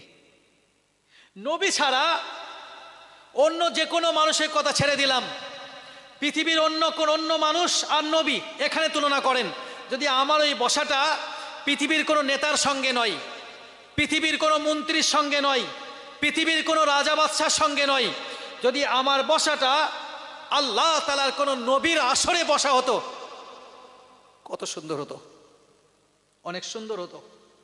আর ওই বসাটা যদি স্বয়ং আমার আল্লাহ তাআলার সঙ্গে হতো, তাহলে কেমন হতো? এই পৃথিবীতে আল্লাহ তাআলার সঙ্গে আমাদের এক জায়গায় বসার কোনো সুযোগ আছে? নেই। কিন্তু জান্নাতি জীবনে আল্লাহ তাআলার সঙ্গে আমাদেরকে এক জায়গায় বসার সুযোগ আমার আল্লাহ আমাদের জন্য করে দেবেন। একটু খুশি হয়ে সুবহানাল্লাহ বলেন।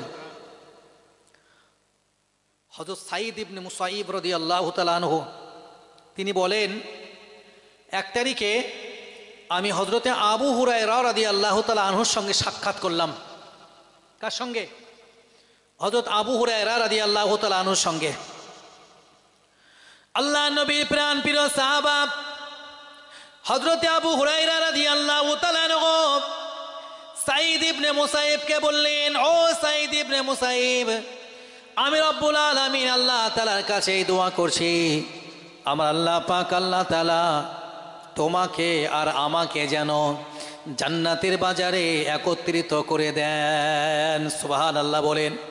ও সাঈদ ইবনে মুসাইব, আমি আবু হুরায়রা আল্লাহ তাআলা দরবারে প্রার্থনা করছি, আল্লাহ তাআলার কাছে এই দোয়া করছি, আমার রব্বুল আলামিন আল্লাহ তাআলা তোমাকে আর আমাকে যেন আল্লাহ তাআলার জান্নাতি বাজারে একত্রিত করে দেন। সুবহানাল্লাহ বলেন।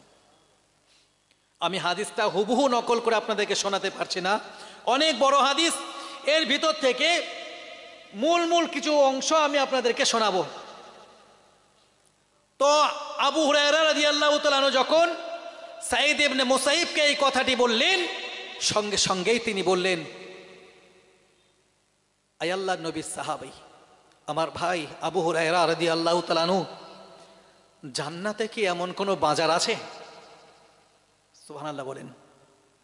তাহলে আবু হুরায়রা বললেন সাঈদ ইবনে মুসাইবকে, সাঈদ শোনো, আমি আল্লাহ তাআলার কাছে এই দোয়া করছি, আমার আল্লাহ যেন তোমাকে এবং আমাকে জান্নাতের বাজারে একত্রিত করে দেন। সঙ্গে সঙ্গে তিনি আবু হুরায়রা রাদিয়াল্লাহু তাআলা আনহুকে জিজ্ঞেস করলেন, জান্নাতের ভিতরে কি কোনো বাজার আছে? আল্লাহু আকবার। আল্লাহ নবীর প্রাণ প্রিয় সাহাবা হযরত আবু হুরায়রা রাদিয়াল্লাহু তাআলা আনহু বললেন, অবশ্যই জান্নাতে একটা বাজার রয়েছে, জান্নাতের বাজার রয়েছে। দয়ার হাবিব মুহাম্মদ রাসূলুল্লাহ সাল্লাল্লাহু আলাইহি ওয়াসাল্লাম, আমি আবু হুরায়রা আমাকে ডেকে বললেন, আল্লাহ নবী আমাদেরকে বললেন, না না না না, জান্নাতে একটা বাজার কায়েম হবে, একটা বাজার রয়েছে। ওই বাজারে আমার রব্বুল আলামিন আল্লাহ তাআলা জান্নাতীদেরকে, আমার আল্লাহ পাক আল্লাহ তাআলা যে যার মর্যাদার উপরে রয়েছে, যে যার মর্যাদার উপরে রয়েছে, আমার আল্লাহ পাক আল্লাহ তাআলা ওই মর্যাদার উপরে জান্নাতীদেরকে একটা জায়গাতে একত্রিত করবেন। সুবহানাল্লাহ বলুন।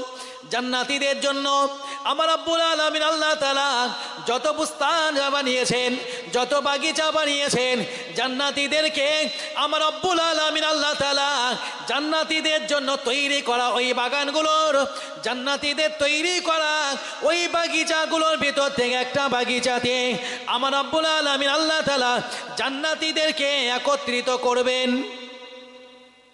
সুবহানাল্লাহ একটু বলুন। আর দিনটা হবে আমাদের এই পৃথিবীর দিনের মতো। আমরা যেমন দিন গণনা করি, সপ্তাহে 7টা দিন আছে, তো এইরকম পৃথিবীর দিন গণনার মতো দিন।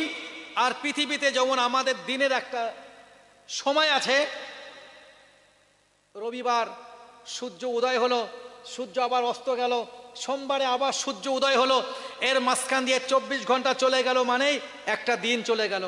তো জান্নাতে এরকম দিনের পরিবর্তন হবে।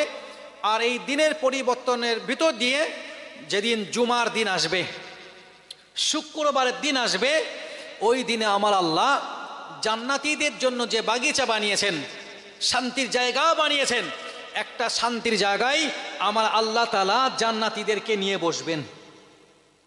সুবহানাল্লাহ একটু বলুন। আল্লাহু আকবার। আল্লাহর হাবিব সাল্লাল্লাহু আলাইহি সাল্লামের প্রিয় সাহাবা আবু হুরায়রা রাদিয়াল্লাহু তাআলা আনহু বলেন, আর আমার রব্বুল আলামিন আল্লাহ তাআলা ওই দিনে জান্নাতীদের ওই মাজলিসে আমার আল্লাহ পাক আল্লাহ তাআলা নিজের আরশটাকে প্রকাশ করে দেবেন। সুবহানাল্লাহ বলুন। একটু মহব্বত দিয়ে বলি সুবহানাল্লাহ। ওটা কোন আরশ?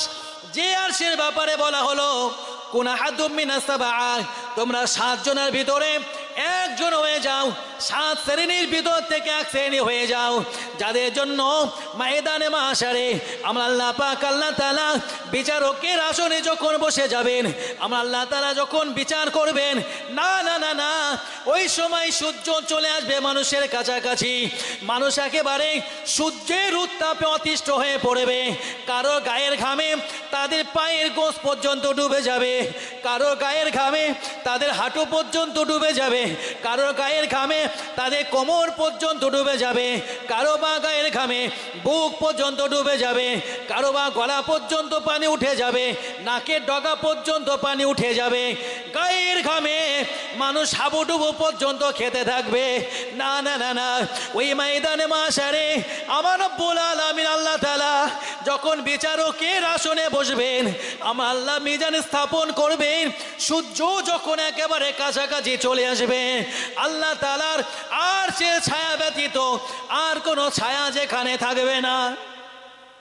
ছায়া থাকবে কার? আল্লাহর আরশের। ওখানে জায়গা পাবে 7 শ্রেণীর ব্যক্তি। ওই 7 শ্রেণীর ব্যক্তির ভিতর থেকে যে কোনো এক শ্রেণীর ব্যক্তিদের ভিতরে আমাদেরকে হওয়ার ব্যাপারে বলা হয়েছে, একেবারে শুরু করা হয়েছে ইমামুন আদিলুন, ন্যায় পরায়ণ বাদশা দিয়ে। আমার আলোচনা ওখানে নয়। তো আবু হুরায়রা রাদিয়াল্লাহু তাআলা বর্ণনা করছেন যে আল্লাহ রাসূল সাল্লাল্লাহু আলাইহি ওয়াসাল্লাম জানিয়েছেন যে আমার আল্লাহ ওই মাজলিসে জান্নাতীদের সঙ্গে আমার আল্লাহ যেখানে বসবেন, ওই মাজলিসে আমার আল্লাহ তারা আরশটাকে প্রকাশ করবেন। সুবহানাল্লাহ, আল্লাহু আকবার। আল্লাহ রাসূল সাল্লাল্লাহু আলাইহি ওয়াসাল্লাম যখন এই ধরনের বিভিন্ন বিষয় সাহাবীদেরকে বলছেন, এক পর্যায়ে আবু হুরায়রা রাদিয়াল্লাহু তাআলা আনহু বলেন, আল্লাহ রাসূল সাল্লাল্লাহু আলাইহি ওয়াসাল্লামকে জিজ্ঞাসা করা হলো, ইয়া রাসূলুল্লাহ, ইয়া হাবিবাল্লাহ, তো আমার আল্লাহ যে আমাদেরকে নিয়ে জান্নাতের একটি বাগানে, জান্নাতের একটা মজলিসে আমার আল্লাহ যে আমাদেরকে নিয়ে বসবেন, আমরা কি আমাদের আল্লাহ তাআলাকে দেখতে পাবো? প্রশ্ন কি, ইয়া রাসূলুল্লাহ, আমরা কি আমার আল্লাহ তাআলাকে দেখতে পাবো? আল্লাহ রাসূল উত্তর দিলেন, আমার সাহাবীরা, আকাশে সূর্য, পূর্ণিমার চাঁদ, এগুলো কি দেখতে তোমাদের কোনো অসুবিধা হয়? সকালবেলা যদি সূর্য উদয় হয়, ওগুলো আমরা সূর্য দেখতে পাবো তো ইনশাল্লাহ? এখন যদি পূর্ণিমা হয়, আকাশ যদি মেঘাচ্ছন্ন না হয়, পরিষ্কার আকাশ হয়, মেঘ যদি আড়াল করে না রাখে চন্দ্রকে, তা ওই পূর্ণিমার চাঁদটাকে আমরা দেখতে পাবো তো? আল্লাহ নবী সাহাবীদেরকে বললেন, আমার সাহাবীরা, আকাশে সূর্য, পূর্ণিমা চন্দ্র তোমাদেরকে দেখতে যেমন কোনো অসুবিধা হয় না, আমার রব্বুল আলামিন আল্লাহ তাআলাকে ওই রকম তোমাদেরকে দেখতেও কোনো অসুবিধা হবে না। সুবহানাল্লাহ বলুন, একটু মহাব্বতে বলুন সুবহানাল্লাহ। আমার রব্বুল আলামিন আল্লাহ তাআলা জান্নাতি বান্দাদেরকে বিভিন্ন প্রকার পিলারের উপরে, চেয়ারের উপরে আমার আল্লাহ বসাবেন। কোনোটা বা সোনা দিয়ে তৈরি, কোনোটা বা জহরাত দিয়ে তৈরি, কোনোটা বা রূপা দিয়ে তৈরি, কোনোটা বা হীরামানি মুক্তা দিয়ে তৈরি। আল্লাহু আকবার বলুন। না না না না, জান্নাতীরা এক একটা আসনে বসে থাকবে বটে, তবে জান্নাতীরা যে যার জায়গায় বসে থাকুক না কেন, কারো ভিতরে কোনো প্রকার অখুশি থাকবে না, কোনো অসন্তুষ্ট ভাব থাকবে না কেউ। আমার জন্য বড় সিংহাসন, কারোর জন্য একটু ছোট সিংহাসন, জান্নাতীদের ভিতরে যে যে পজিশনে থাকবে সেই পজিশনের উপরেই খুশি থাকবে। সুবহানাল্লাহ একটু বলুন। কেউ কারোর প্রতি অখুশি থাকবে না। আল্লাহু আকবার। আমার রব্বুল আলামিন আল্লাহ জান্নাতীদের সঙ্গে বিভিন্ন রকমের কথাবার্তা বলবেন। আল্লাহ রাসূল সাল্লাল্লাহু আলাইহি সাল্লাম এক পর্যায়ে বলেন যে আমার আল্লাহ ওই জান্নাতীদের নিয়ে যে মজলিস কায়েম করবেন, ওই মজলিসে আমার আল্লাহ প্রত্যেকটা বান্দার সঙ্গে কথা বলবেন। সুবহানাল্লাহ একটু বলুন। আল্লাহু আকবার। আমরা যারা ওখানে আল্লাহ তাআলার সঙ্গে বসবো, আমার আল্লাহ আমাদের প্রত্যেকের সঙ্গে কথা বলবেন। আল্লাহ রাসূল বলে, আমার সাহাবীরা, ওই মজলিসের ভিতরে এমন কেউ থাকবে না, ওই বৈঠকের ভিতরে এমন কেউ থাকবে না যার সাথে আমার রব্বুল আলামিন আল্লাহ তাআলা কথা বলবেন না। সুবহানাল্লাহ বলুন। আমার রব্বুল আলামিন আল্লাহ তাআলা সকলের সঙ্গে কথা বলবেন। এক পর্যায়ে আমার আল্লাহ একজন বান্দাকে ডেকে বলবেন, আরে অমুকের বেটা অমুক, আরে অমুকের বেটা অমুক, তুমি কি অমুক দিন অমুক সময় এই কথাটা বলনি, এই কাজটাকে তুমি করনি? আল্লাহু আকবার। আমার আল্লাহ রাসূল বললেন, আমার আল্লাহ একজন বান্দাকে ডেকে বলবেন, তার নাম ধরে আর তার বাবার নাম ধরে, আয় অমুকের বেটা অমুক, তুমি কি অমুক দিন অমুকের ব্যাপারে এই কথাটা বলনি বা এই কাজটাকে তুমি করনি? অর্থাৎ বান্দা তার জীবনে যে কাজগুলো করেছে, আমার আল্লাহ তাআলা বান্দাদের জীবনের কাজগুলোকে উল্লেখ করে করে বলবেন। আল্লাহু আকবার। তো এই বান্দাকে যখন বলা হবে, এই অমুকের পুত্র অমুক, অমুকের বেটা অমুক, তুমি কি অমুক দিন এই কথাটা বলনি বা এই কাজটা করনি?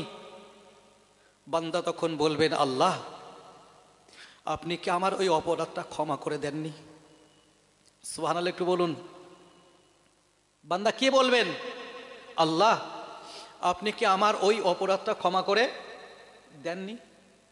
আমার রব্বুল আলামিন আল্লাহ তাআলা বলবেন, ও বান্দা আমার, আমি আল্লাহ পাক আল্লাহ তাআলা তোমাকে ক্ষমা করে দিয়েছি বলেই তো তুমি তো এই জায়গাতে রয়েছো, এই মর্যাদার উপরে তুমি রয়েছো। সুবহানাল্লাহ বলুন। যদি আমি আল্লাহ তাআলা তোমাকে মাফ করে না দিতাম, আমি আল্লাহ তাআলা যদি তোমাকে ক্ষমা করে না দিতাম, তাহলে তুমি এই মর্যাদা কিভাবে পেতে? আরে জান্নাতে তো আসা যাবে আমি আল্লাহ ক্ষমা করে দিলেই তবেই তো। আমি আল্লাহ যদি তোমাকে ক্ষমা করে না দিতাম, তাহলে কি তুমি কি এই মর্যাদার উপরে, এই সম্মানের উপরে, এই খুশির উপরে তুমি প্রতিষ্ঠিত থাকতে পারতে? আল্লাহ রাসূল সাল্লাল্লাহু আলাইহি সাল্লাম বলেন, আমার আল্লাহ এক পর্যায়ে জান্নাতীদেরকে বলবেন, চলো আমি আল্লাহ তোমাদের জন্য একটা জায়গা সাজিয়ে রেখেছি। সুবহানাল্লাহ বলুন। সেটা একটা বাজার। সেটা কি? একটা বাজার। আল্লাহ রাসূল সাল্লাম বলেন, আল্লাহ পাক রব্বুল আলামিন জান্নাতীদেরকে ডেকে নিয়ে ওই বাজারে যাবেন।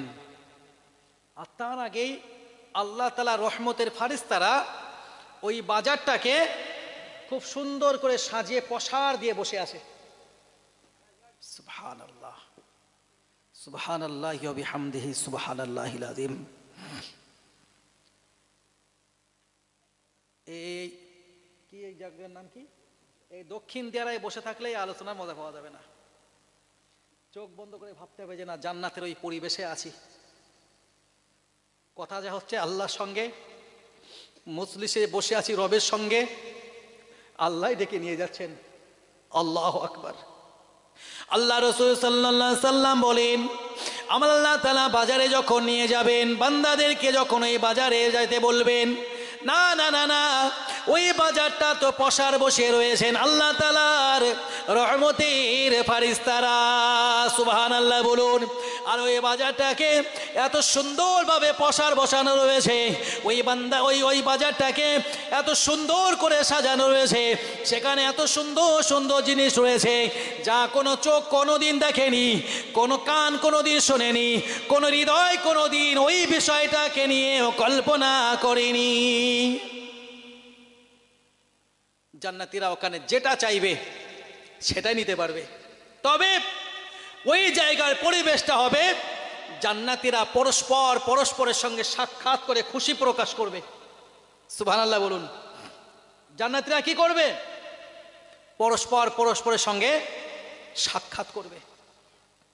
আমার রব্বুল আলামিন আল্লাহ তাআলা যখন জান্নাতীদেরকে খুশি করবেন, এমন সময় দেখা যাবে ওই মজলিসে, ওই বাজারের উপরে একটা মেঘ চলে আসবে। কি আসবে? মেঘ। আর ওই মেঘ থেকে খুব মৃদু ধারায় হালকা হালকা ভাবে যেন বৃষ্টির মতো বর্ষণ হতে থাকবে সুঘ্রাণ। সুবহানাল্লাহ একটু বলুন। যেমন শিশির ঝড়ে, যারা হজে বা উমরায় গেছেন দেখবেন ওই হজের দিনগুলোতে আরাফা, মিনা, মুজদালিফা, জামারা, যেখানে শয়তানকে পাথর মারা হয়, বা আপনার হজের দিন, কুরবানির দিন, কুরবানি করে আবার যখন কাবা শরীফে আসা হবে, ওই সৌদি গভর্নমেন্ট কি করে, ওই হাজি সাহেবদের কষ্ট একটু দূর করার জন্য পানি ফেলে। হজে গেছেন কেউ? এখানে গেছেন, দেখেছেন তো? একটা হালকা ধারায় পানি পড়ে, ওখানে তো অত্যন্ত উত্তাপ। তো এরকম আল্লাহ পাক রব্বুল আলামিন ওই জান্নাতি বান্দাদের মাথার উপরে একটা মেঘের ছায়া এনে দেবেন, আর তার থেকে জান্নাতি বান্দাদের উপরে ঝরে পড়বে সুঘ্রাণ। সুবহানাল্লাহ একটু বলুন। একদিকে তাদের গোটা শরীরটা ঘ্রাণময় হবে, আর একদিকে তাদের চেহারা সৌন্দর্য আরো বেড়ে যাবে। সুবহানাল্লাহ বলুন। আমার রব্বুল আলামিন আল্লাহ তাআলা হাবিব জানান, জান্নাতীরা যখন আল্লাহ তাআলা ওই মজলিস থেকে উঠে যে যার কক্ষে চলে যাবেন, যে যার জায়গাতে ফিরে যাবেন, জান্নাতীদের জন্য আমার রব্বুল আলামিন আল্লাহ তাআলা যে যে জায়গাগুলো তৈরি করে দিয়েছেন, জান্নাতীরা যখন নিজস্ব জায়গায় চলে যাবেন, জান্নাতীরা তাদের নিজস্ব জায়গায় গিয়ে যখন তারা তাদের বিবিদের সঙ্গে সাক্ষাৎ করবে, তাদের স্ত্রীদের সঙ্গে যখন সাক্ষাৎ করবে, তাদের স্ত্রীরা জান্নাতীদেরকে লক্ষ্য করে বলবে, না না না না, তোমরা যখন আমাদের কাছ থেকে আল্লাহ তাআলা তোমরা যখন আমাদের কাছ থেকে চলে গিয়েছিলে, ওই সময় তোমাদের শরীরে যে সৌন্দর্য ছিল, এখন তোমরা আমাদের কাছে ফিরে এসেছো, এখন তোমাদের সৌন্দর্য আরো তো বহু গুণ বেড়ে গেছে। সুবহানাল্লাহ। প্রত্যেক জান্নাতীদের স্ত্রীরা বলবে, ওখানে স্ত্রী মানে কি? হুরেরা। হুরেরা বলবে, যখন আমাদের ঘর থেকে তোমরা গিয়েছিলে, যে হুরেরা তাদের স্বামীকে বলবে, তুমি তো এই সব তুমিগুলো এক জায়গায় করলে তোমরা হয়। এটা যেন আবার ভেঙে বলেন না যে তার মানে সব জান্নাতীরা মনে হয় এক ঘরে যাবে আর ওখানে সবার হুর সবার স্ত্রী আর সব জান্নাতি এক জায়গায়। ওই জন্য বিষয়টা ভেঙে বলছি, কেন এখন ভেঙে বলার সময় চলে এসেছে। তো বলা হবে যে তুমি যেভাবে গিয়েছিলে তার চাইতে তোমার সৌন্দর্য বেড়ে গেছে। সুঘ্রাণ, শরীরের উপর থেকে সুঘ্রাণ বিচ্ছুরিত হচ্ছে বেশি। জান্নাতীরা তখন খুশি হয়ে তাদের বিবিদেরকে, হুরেদেরকে বলবে, জানো তোমরা আমি কোথায় ছিলাম? সুবহানাল্লাহ, একটু বলুন, কে বলবেন? জানো তোমরা আমি কোথায় ছিলাম? আল্লাহ রসুল বললেন, কোথায় তারা ছিল সেই বিষয়টা জান্নাতীরা বলবে, আমরা তো আমাদের রবের সঙ্গে বসেছিলাম। একটু খুশি হয়ে সুবহানাল্লাহ বলুন, আমরা তো আমাদের রবের সঙ্গে একই মজলিসে বসেছিলাম। সুবহানাল্লাহ। আল্লাহ রসুল সাল্লাল্লাহু আলাইহি ওয়াসাল্লামের হাবিব জানান, আমার রব্বুল আলামিন আল্লাহ তাআলা জান্নাতীদেরকে যখন জান্নাতে প্রবেশ করাবেন, একজন জান্নাতে যখন চলে যাবে, ওই জান্নাতের মনটা হয়ে যাবে একেবারে পাখিদের অন্তরের মতো, পাখিদের মনের মতো। সুবহানাল্লাহ বলুন। পাখিদের মন যেমন হয় নরম, পাখিদের মন যেমন হয় কোমল, পাখিদের মনের ভিতরে যেমন কোনো শত্রুতা লালন করে না, পাখিরা যেমন পরস্পরের সঙ্গে কোনো প্রকার শত্রুতা নিয়ে চলে না, ঠিক জান্নাতি বান্দারা নিজেদের ভিতরে কোনো প্রকার শত্রুতা লালন করবে না। একটু খুশি হয়ে সুবহানাল্লাহ বলুন। আর জান্নাতীদের মনগুলো হবে অত্যন্ত কোমল, অত্যন্ত নরম, যেন মনে হবে যে সমস্ত জান্নাতীদের দিল, সমস্ত জান্নাতীদের নফস, জান্নাতীদের অন্তর, জান্নাতীদের মন একটা মানুষের অন্তরের মতো। সুবহানাল্লাহ। একজন সাহাবী আল্লাহ রসুলকে জিজ্ঞেস করলেন, ইয়া রাসূলুল্লাহ, আমি কি জান্নাতে ঘোড়া পাবো? আল্লাহু আকবার, আবেগপূর্ণ। আমি আজকে আলোচনাগুলো কেন করছি সেটা আমার আল্লাহ জানেন। যেহেতু আমি ওই রাস্তা থেকে কিছুটা এসেছি, দুই দিকে কবরস্থান, পিছনেও কবরস্থান। তো কবরের ব্যাপারে আল্লাহ রসুলের স্পষ্ট ঘোষণা, কবর কারোর জন্য রাউদাতুম মিন রিয়াজিল জান্নাহ, কারোর জন্য জান্নাতের টুকরা, আবার কারোর জন্য রসুলের ঘোষণা ওটা হচ্ছে জাহান্নামের গর্ত। নাউজুবিল্লাহ বলেন। তো আমরা তো চাই যখন কবরে যাব, কবরটাই আমাদের জন্য জান্নাতের টুকরায় পরিণত হোক। যখন আমরা কবরে যাব, আল্লাহ পাকের পক্ষ থেকে যখন ফারিস্তারা আসবে, তাদের কাছে যেন আমরা আমাদের প্রতি যে প্রশ্নগুলো তারা ছুড়ে দেন সেগুলো যেন সঠিক উত্তর দিতে পারি। হাসরের ময়দানে যখন উঠব, আমার আল্লাহ তাআলা যেন আমাদের জন্য তার বিচার সহজ করে দেন। আমরা সবসময় এই দোয়া করি আল্লাহর কাছে, আল্লাহুম্মা হাসিবনি হিসাবান ইয়াসীরা, আল্লাহ আপনি আমার জন্য আপনার বিচার সহজ করে দেন। আল্লাহুম্মা আমিন বলেন। তো আমি একদিন চলে যাব, আমি এখনো হায়াতে আছি, তওবা করার সুযোগ আছে, নিজেকে প্রস্তুত করে নেওয়ার সুযোগও আছে। ওই লক্ষ্যে আমার কথাগুলো বলা। এই দুনিয়াতে যদি একটু কষ্ট করা যায় পরকালী চিন্তা নিয়ে, বিশ্বাস করুন দুনিয়াতে সমস্ত কষ্ট এক জায়গায় করলেও জান্নাতের এক মুহূর্তের তৃপ্তির তুলনায় ওই কষ্টগুলো কিছুই নয়, কিছুই নয়, কিছুই নয়। আল্লাহ নবীকে একজন সাহাবী জিজ্ঞেস করলেন, ইয়া রাসূলুল্লাহ, ইয়া হাবিবাল্লাহ, আমি কি জান্নাতের ভিতরে ঘোড়া পাবো নাকি? আল্লাহ পাকের নবী বলেন, ও আমার সাহাবী, অবশ্যই তো তুমি জান্নাতের ভিতরে যদি ঘোড়া চাও, আমার আল্লাহ পাক আল্লাহ তাআলা তোমার জন্য ঘোড়ার ব্যবস্থা করবেন। তুমি ওই ঘোড়ার উপরে সওয়ার হবে আর ঘোড়াকে তুমি নির্দেশ করবে, অবশ্যই ঘোড়াটা উড়ে গিয়ে যেখানে তুমি পৌঁছাতে চাও ওই জায়গাতে তোমাকে নিয়ে চলে যাবে। সুবহানাল্লাহ বলুন, একটু মহাব্বতে বলুন সুবহানাল্লাহ। আল্লাহ নবী যখন এই কথাটা বললেন, ওই হাদিসের ভিতরে রয়েছে আর একজন সাহাবী বললেন, ইয়া রাসূলুল্লাহ, ইয়া হাবিবাল্লাহ, আমি কি জান্নাতের ভিতরে কোনো উট পাবো নাকি? আল্লাহ পাক রব্বুল আলামিনের হাবিব সাহাবীকে আগে সাহাবীটার মতো উত্তর দিলেন। আল্লাহ নবী আরো বললেন, ও আমার সাহাবী, মনে রেখে দাও, আমার আল্লাহ পাক আল্লাহ তাআলার কাছে জান্নাতি বান্দারা যেটা চাইবে আমার আল্লাহ তাআলা সেটা দিয়ে দেবেন। সুবহানাল্লাহ বলুন। বান্দা চাইবে যেটা আমার আল্লাহ তাআলা দেবেন সেটা। আমরা রব্বুল আলামিন আল্লাহ তাআলা জান্নাতি বান্দাদেরকে কোনো প্রকার কষ্ট দেবেন না। একটা হাদিসে আছে, আল্লাহ রাসূল সাল্লাল্লাহু আলাইহি ওয়াসাল্লাম বলেন, আমার আল্লাহ জান্নাতীদেরকে ডেকে বলবেন, জান্নাতীরা যখন জান্নাতে চলে যাবে, আমার আল্লাহ জান্নাতীদেরকে ডেকে বলবেন, জান্নাতীরা, আচ্ছা আমি আল্লাহ তোমাদের সঙ্গে যে ব্যবহার করেছি, আমি আল্লাহ আমার পক্ষ থেকে তোমাদেরকে যেগুলো দিয়েছি, তোমরা কি এর উপরে খুশি? সুবহানাল্লাহ একটু বলেন। জান্নাতীরা বলবেন, আল্লাহ আমরা তো অত্যন্ত খুশি। আমার আল্লাহ জান্নাতীদেরকে বলবেন, আচ্ছা আমি আল্লাহ তাআলা তোমাদেরকে যদি এর চাইতে আরো বেশি খুশি করি? সুবহানাল্লাহ একটু বলুন।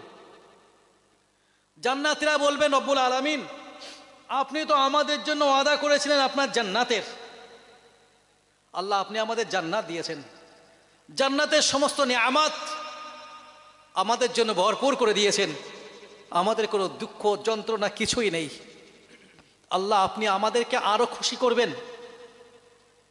আমার রব্বুল আলামিন আল্লাহ তাআলা জান্নাতীদেরকে বলবেন, জান্নাতীরা আমি আল্লাহ পাক আল্লাহ তাআলা তোমাদের জন্য জান্নাতের ব্যবস্থা করলাম।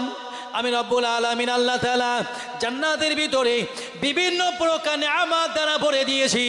জান্নাতের ভিতরে তোমাদের কোনো দুঃখ নাই, জান্নাতের ভিতরে তোমাদের কোনো কষ্ট নাই, জান্নাতের ভিতরে তোমাদের কোনো অভাব বোধ নাই, জান্নাতের ভিতরে তোমাদের কোনো হিংসা নাই, তোমাদের কোনো যাতনা নাই।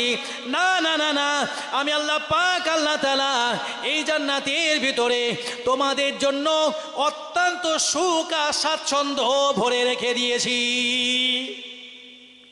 তবে আমি আল্লাহ পাক আল্লাহ তাআলা তোমাদেরকে চাইতেও আরো খুশি করতে চাইছি। সেটা কিভাবে? জান্নাতীরা শোনো, আমি রব্বুল আলামিন আল্লাহ তাআলা তোমাদের জন্য ঘোষণা দিলাম, আমি তোমাদের জান্নাত দিয়ে ঘোষণা খুশি করলাম। আমি তোমাদের সঙ্গে জান্নাতের ওয়াদা করেছিলাম, আমি ওয়াদা পূরণ করেছি জান্নাত দিয়ে, এটাতে তোমাদেরকে খুশি করেছি। আমি রব্বুল আলামিন আল্লাহ তাআলা জান্নাতের ভিতরে বিভিন্ন প্রকার নিয়ামত দিয়েছি। তোমরা জান্নাতের ভিতরে থেকে কোন প্রকার অভাব বোধ তোমরা করো না, তোমাদের কোনো অভাবের সম্মুখীন হতে হয় না, ও ব্যাপারেও তোমরা খুশি। তবে আমি আল্লাহ পাক আল্লাহ তাআলা তোমাদেরকে আরো যে বেশি খুশি করতে চাইছি, ওটা কি তোমরা জানো কি জিনিস? জান্নাতীরা বললেন, ও রব্বুল আলামিন আল্লাহ, ওটা কি জিনিস? আমার আল্লাহ পাক আল্লাহ তাআলা বলবেন, ও জান্নাতীরা, ওই খুশির বিষয়টা তোমরা শোনো। আমি আল্লাহ পাক আল্লাহ তাআলা এখন থেকে তোমাদেরকে জান্নাতে পাঠানোর পর থেকে আমি আল্লাহ পাক আল্লাহ তাআলা আর কখনো তোমাদের প্রতি অসন্তুষ্ট হব না। একটু খুশি হয়ে সুবহানাল্লাহ বলুন। আমি আল্লাহ খুশি হয়ে তোমাদেরকে জান্নাত দিয়েছি, আর আমি আল্লাহ সর্বদাই তোমাদের প্রতি খুশি, সর্বদাই তোমাদের প্রতি সন্তুষ্ট। আমি আল্লাহ কখনোই তোমাদের প্রতি অখুশি হব না। একটু খুশি হয়ে সুবহানাল্লাহ বলুন। জান্নাতের শান্তি যত বেশি, জাহান্নামের কষ্টও কিন্তু এরকম অনেক বেশি। এটা শান্তির দিকে যখন যাওয়া হবে তখন তৃপ্তি, কষ্টের দিকে যখন যাওয়া হবে তখন তার কষ্টের কথাটাও বলে শেষ করার মতো নয়। তবে যদি আল্লাহ আমার কবরটাকে জান্নাতের টুকরা বানিয়ে দেন। যদি আমার আল্লাহ আমার জন্য আমার ইন্তেকালের পরে ইল্লিনে আমার রূহ একটাকে জায়গা করে দেন, বিশ্বাস করুন বারবার যদি আমাকে পৃথিবীতে আনার মতো ব্যবস্থাও করা হয়, তার পরেও আমি এক বিন্দু খুশি হব না। একটু দরুদ শরীফ পড়ুন। আল্লাহুম্মা সাল্লি আলা সাইয়্যিদিনা মাওলানা মুহাম্মদ ওয়া আলা আলি সাইয়্যিদিনা মাওলানা মুহাম্মদ। তো কি বলছিলাম, জান্নাতে কবরটা যদি আমার জন্য জান্নাতের টুকরা হয়ে যায়, আর ওই কবর থেকে যদি আমার জন্য বারবার এই দুনিয়াতে ফিরে আসার মতো সুযোগ হয়, তারপরেও বান্দা ওই কবর ছেড়ে দুনিয়াতে আসতে চাইবে না। কবরে যেতে আমরা ভয় পাই, কবরে যাওয়ার ব্যাপারে আমরা ভীত সন্ত্রস্ত, কবরে যেতেও আমরা অনেকে আসি চাই না। এত তাড়াতাড়ি যাব, দাড়ি এখনো ভালো করে উঠিনি, দাড়ি এখনো পাকও ধরেনি নাকি, এখনো যে তরুণ যুবক, এত তাড়াতাড়ি। অনেকে আছেন না, যে নামাজের কথা বলা হয়, ভাই নামাজ পড়েন, ইমাম সাহেবের সঙ্গে শত্রুতা, ইমাম সাহেবের খেয়ে কাজ নেই, মসজিদে গেলে শুধু নামাজ আর নামাজ, নামাজ আর নামাজ, আর কোনো কথা নেই হুজুর তোমার কাছে কি? ইমাম সাহেবদের এখন ভাই বিরাট বিপদ। আল্লাহ আমাদেরকে হেফাজত করুন। আল্লাহ রাগ করে না, আমার ভাই ইমাম সাহেব এখানকার ভাই, আমি আপনাদেরকে পায়ে ধরে একটা কথা বলে যাচ্ছি, হাতে ধরলে হয়তো নাও মানতে পারেন, কিন্তু পায়ে ধরে বলে যাচ্ছি।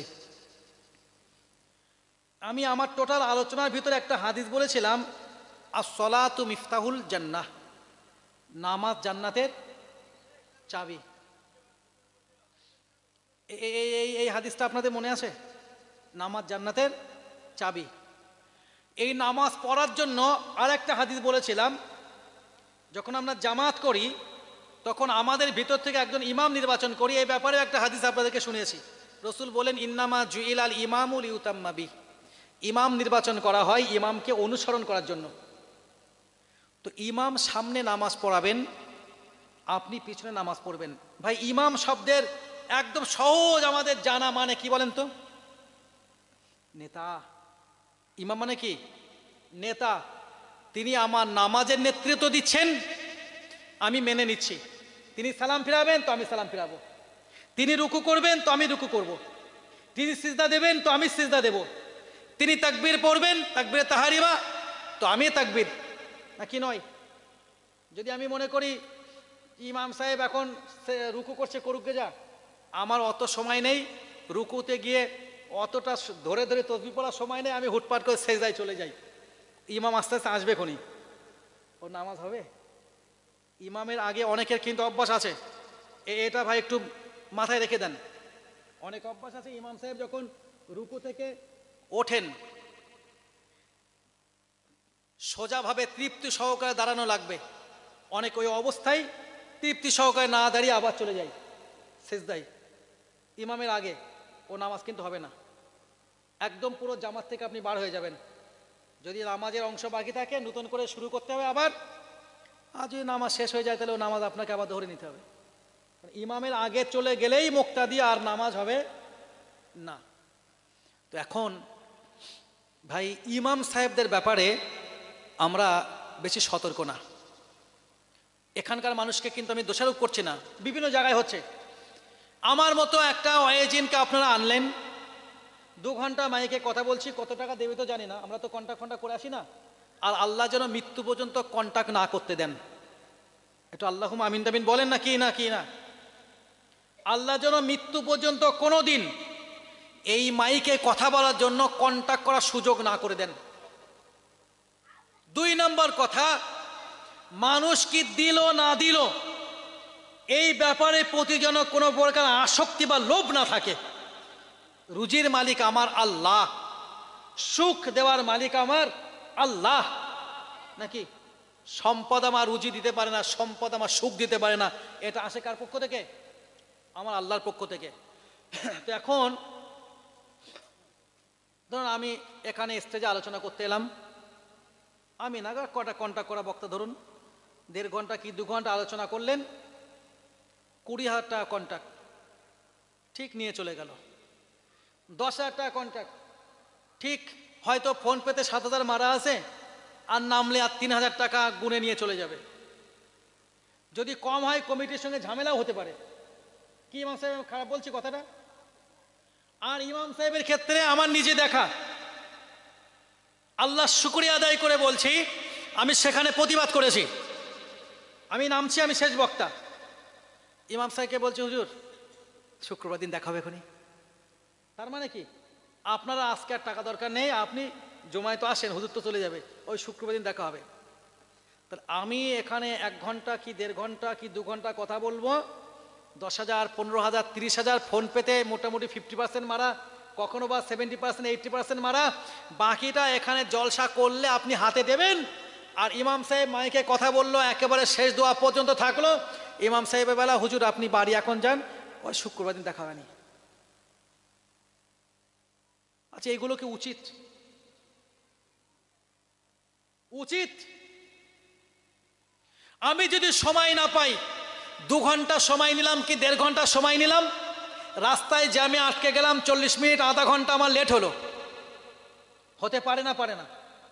আমি গত বছর একটা জলসা থেকে টাকা নেইনি ভাই, একটু আগেই বলেছি, আমি কিন্তু জীবনে কোনোদিন ইনশাআল্লাহ মাইকে যদি উঠি, আমৃত্যু আল্লাহ যতদিন হায়াতে রাখবে আর মাইকে ওরা সুযোগ দেবে, কোনোদিন 1 টাকা কারো কাছে দাবি করব না ইনশাআল্লাহ। আর কি দিয়েছে আর কি না দিয়েছে ওর প্রতি চাহিদাও থাকবে না ইনশাআল্লাহ।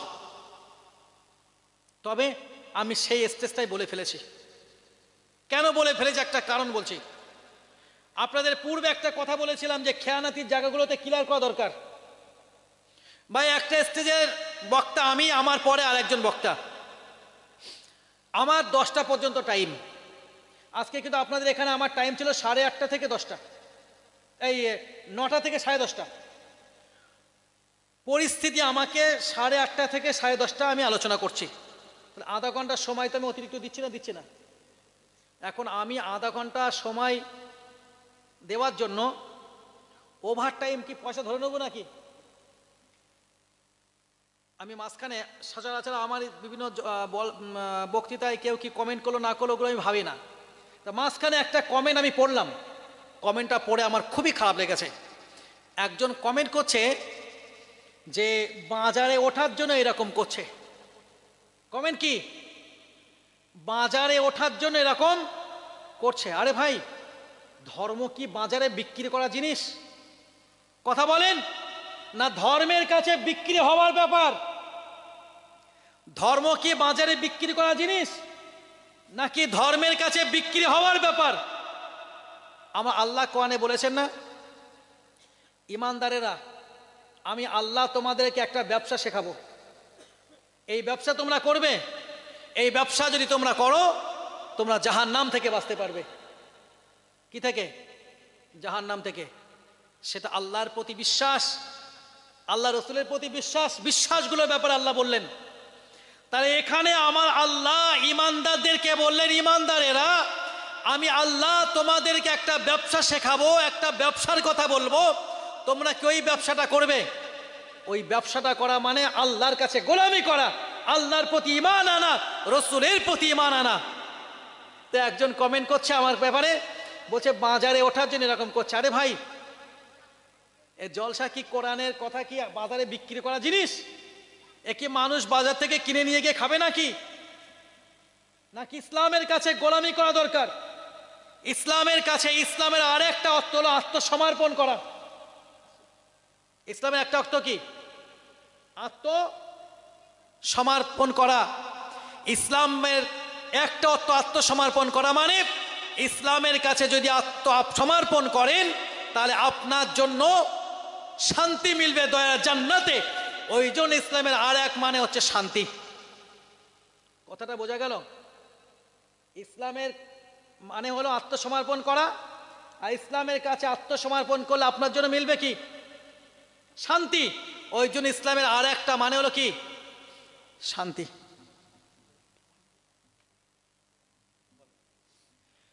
আলোচনা শেষ করব, ভাই এসেছেন, ইমাম সাহেব হুজুর আছেন, নাম ঘোষণা করবে ইনশাল্লাহ। যেটা বলছিলাম শুধু ওইটাই শেষ করছি। তো যেটা বলছিলাম, এটা না বললে একটু অসম্পূর্ণ থেকে যায়, একটুখানি অনুমতি নিয়ে বলছি ভাই।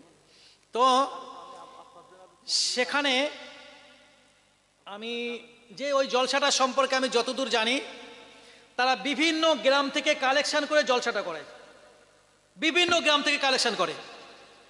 এখন ওখানে একটা বক্তা আনছেন, আমি ওই সময় শুনেছি, আল্লাহ ভালো জানেন, ওই জলসা যারা চালান কমিটির ভিতরে বা কমিটির বাইরে কিছু ছেলের কাছ থেকে শুনেছি, আমার পরে যিনি বক্তা তার কন্ট্রাক্ট হচ্ছে 26,000 টাকা। কত হাজার? 26,000। এবং তিনি আমাদের সিলসিলার ভিতরে অনেক আলেম এমন আছেন, আল্লাহ মাফ করুন, আমি কিন্তু কান ধরে এতটা মানুষের কাছে ক্ষমা চাইছি, আমি অহংকার করছি না। আমাদের সিলসিলার ভিতরে এমন অনেক আলেম আছেন, যখন বিরোধীমূলক কোনো জায়গাতে আলোচনা করতে যান, তখন সেখানে চুপি চুপি ইমাম সাহেবের কানে বলেন, জলসা কমিটির কানে কানে বলেন, হুজুর কি ভাই এখানে কিয়াম করা যাবে তো? তার মানে কি, তোমার কাছে কিয়ামের দলিল নেই তাই তুমি ভয় পাচ্ছ? যদি তোমার কাছে কিয়াম করার দলিল থাকতো, আর তোমার যদি এই সাহস থাকতো, এই যোগ্যতা থাকতো, আমি ওখানে কিয়াম করব, কোন প্রশ্নের সম্মুখীন হলে কিয়াম করা যে জায়েজ, মুজাদ্দিদে জামান দাদা পীর সাহেব রহমাতুল্লাহ আলাইহির সিলসিলা, এটা কোনো বিদআতি সিলসিলা নয়, এটা ওখানে দাঁড়িয়ে আমার প্রমাণ করার ক্ষমতা আছে। তাই আমি সিলসিলায় অনুসারী, আর ওই জায়গায় বিরোধী থাকলেও আমি কিয়াম করব, আর আমার সামনে যারা দাঁড়াবে তাদের সঙ্গে জবান লাগিয়ে প্রমাণ করব কিয়াম করা জায়েজ। ওখানে ভয় করার কি আছে রে ভাই? তো যা হোক, এই বক্তাটা এই আমাদের কিয়াম করার ব্যাপারে অনেক ছোট বড় কথা বলেছে, এবং দাদা পীর সাহেব রহমাতুল্লাহ আলাইহির ব্যাপারেও, মানে আমরা যে ওই সিলসিলার অনুসারীরা কিয়াম করি এমন একটা কথা। তো এখন তার কন্ট্রাক্ট 26,000, তিনি 10টায় ঢুকবেন। ঘটনাক্রমে তিনি যখন ঢুকছেন তখন 10:40 বাজে। আমি দীর্ঘ সময় পার করেছি না করিনি? করেছি। উনি আসার পরে আবার একটা ঘরে বসলেন, একটু রেস্ট করলেন, একটু ফ্রেশ হয়ে তারপর স্টেজে এলেন। তার মানে আমি প্রায় 50 মিনিটের উপরে তার সময় পার করে দিলাম। আমি তো ছোট মানুষ হতে পারি, কিন্তু সিলসিলার অনুসারী তো নাকি নয়। আর আমি তো জানি সে কিয়ামের বিরুদ্ধে কথা বলে, সে স্টেজে আসবে, আমি সোজা দাঁড়িয়েছি কিয়াম করার জন্য। আলহামদুলিল্লাহ। মুখ লাগাবি, স্টেজে দেখা হবে, এটা তো প্রকাশ্য ব্যাপার। মুখ লাগাবে আমার সঙ্গে, আমি তো লুকিয়ে নেই। সে আসছে, আমি কিয়াম করছি, স্টেজে উঠবে, কিয়ামের বিরুদ্ধে বলবে, ভাই সরাসরি লাগো। শ্রোতা ওখানে হাজারো কি শত শত শ্রোতা, লাইভ চলছে, মানুষ লাইভে দেখছে। তুমি তোমার যুক্তি খাড়া করবে, আমি আমার যুক্তি খাড়া করব। ওখানে ভয় করার তো কোনো জায়গা নেই। আর যদি কানে কানে গুসগুস করে, তাহলে বুঝতে হবে কি ভাই, এটা রড সরু, কিন্তু এখন এই বাচ্চারা খেলা করে, এখন তো জলসায় অনেক দোকান টোকান বসে, হাওয়া দিয়ে বেশ এখন লম্বা বেলুন ফোলানো আছে, ওটা কিন্তু ভালোই মোটা দেখতে। ওই বেলুনটা দিয়ে যদি কেউ আমার মাথায় আঘাত করতে চাই, আমি মাথা পেতে দেবো, মার আরো 2-4টে মার। এখন এই রডটা খুলে যদি কেউ মাথায় আঘাত করতে চাই, ভাই প্লিজ, যা হয়েছে পরে বুঝে নেবেন, এখন ওটা দিয়ে মারবেন কেন? নিজেকে সেভ করার চেষ্টা করবো না? তাহলে ভিতরে মাল থাকলে যদি দেখা যায় যে অন্যের পামে ফোলা, বেলুনের মতো ফোলা, তাহলে ওই কানে কানে গুজগুজ করা, ও ভাই আমার হুজুর এখানে কিয়াম চলে, করা যাবে। আর যদি বোঝা যায় সরু হলেও মাল নিরেট, তাহলে ওখানে আর কোনো গুজগুজ চলবে না। আরে ভাই, আমি কিয়াম করি, আমি সিলসিলায় মুজাদ্দিদে জামানের সিলসিলায় অনুসারী, আমার সিলসিলায় কিয়াম করা মুস্তাহাব মুস্তাহাসান। তুই আমাকে আনলি কেন? আমার সম্পর্কে যে তবে আনতে হয়, আমি এখানে দাঁড়িয়ে কিয়াম করব। যারা এখানে আমার সঙ্গে কিয়াম করার, তারা দাঁড়াবে, যাদের করার ইচ্ছা নেই তারা করবে না, তবে তারা চরম বিয়াদব থেকে আরো বিয়াদবে পরিণত হবে, এটাই স্বাভাবিক। তো সেই বক্তা আসছে, আমি স্টেজ থেকে নেমেই আমার হাতে যখন টাকা দিচ্ছে, 2000 টাকা দিচ্ছে, কত টাকা? 2000। আমি বলেছি 2000 টাকা আমার, আমি জিজ্ঞেস করি না টাকার কথা, তারপরে বললাম এ টাকা চলবে না, টাকা বাড়াও, টাকা বাড়াও। আর আমার 10টা পর্যন্ত বলার কথা, 50 মিনিট ওভার ডিউটি করেছি। জলসা চলবে 12টা পর্যন্ত, পরের বক্তার সময় আমি নিয়েছি। তাহলে ওনার যদি 26,000 টাকার জন্য 2 ঘন্টা কন্ট্রাক্ট থাকে, পুরো মিনিট দিয়ে ভাগ করো, এই 50 মিনিটের অ্যাকাউন্ট কাটা যাবে। কি ভাই, এ কি দাবি খারাপ? তুমি তো সময় দিয়েছো কম, তোমার টাকাও কম হবে না? হবে না? আমি বলেছি দেখো ভাই, আমার হাতে 20,000 টাকা দেওয়া লাগবে। কত? 20,000 দেওয়া লাগবে। তবে এই টাকাটা আমার হাতে দেবেন, আমি সঙ্গে সঙ্গে হ্যান্ড ওভার করবো। আমি এই টাকার একটা নয়া পয়সা আমার বাড়ি নিয়ে যাব না। আমি গাড়ি ভাড়া করে এসেছি, আমার গাড়ির পয়সা দিয়ে এই গাড়ি ভাড়া দেওয়ার ক্ষমতা আছে। ইনশাআল্লাহ আমি আমার নিজের পক্ষ থেকে এই গাড়ি ভাড়া দিয়ে দেব। তবে তোমাদের শিক্ষা দেওয়ার জন্য, সে যদি একজন আলেম হয় 26,000 পাই, আমিও 20,000 পাওয়ার যোগ্য।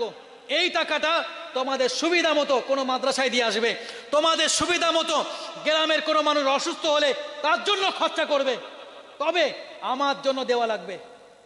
ভাই, ওই বাঁদুরিয়া থেকে ঘরে একটা রাজমিস্ত্রি এনেছেন, তার রোজের দাম 500 টাকা।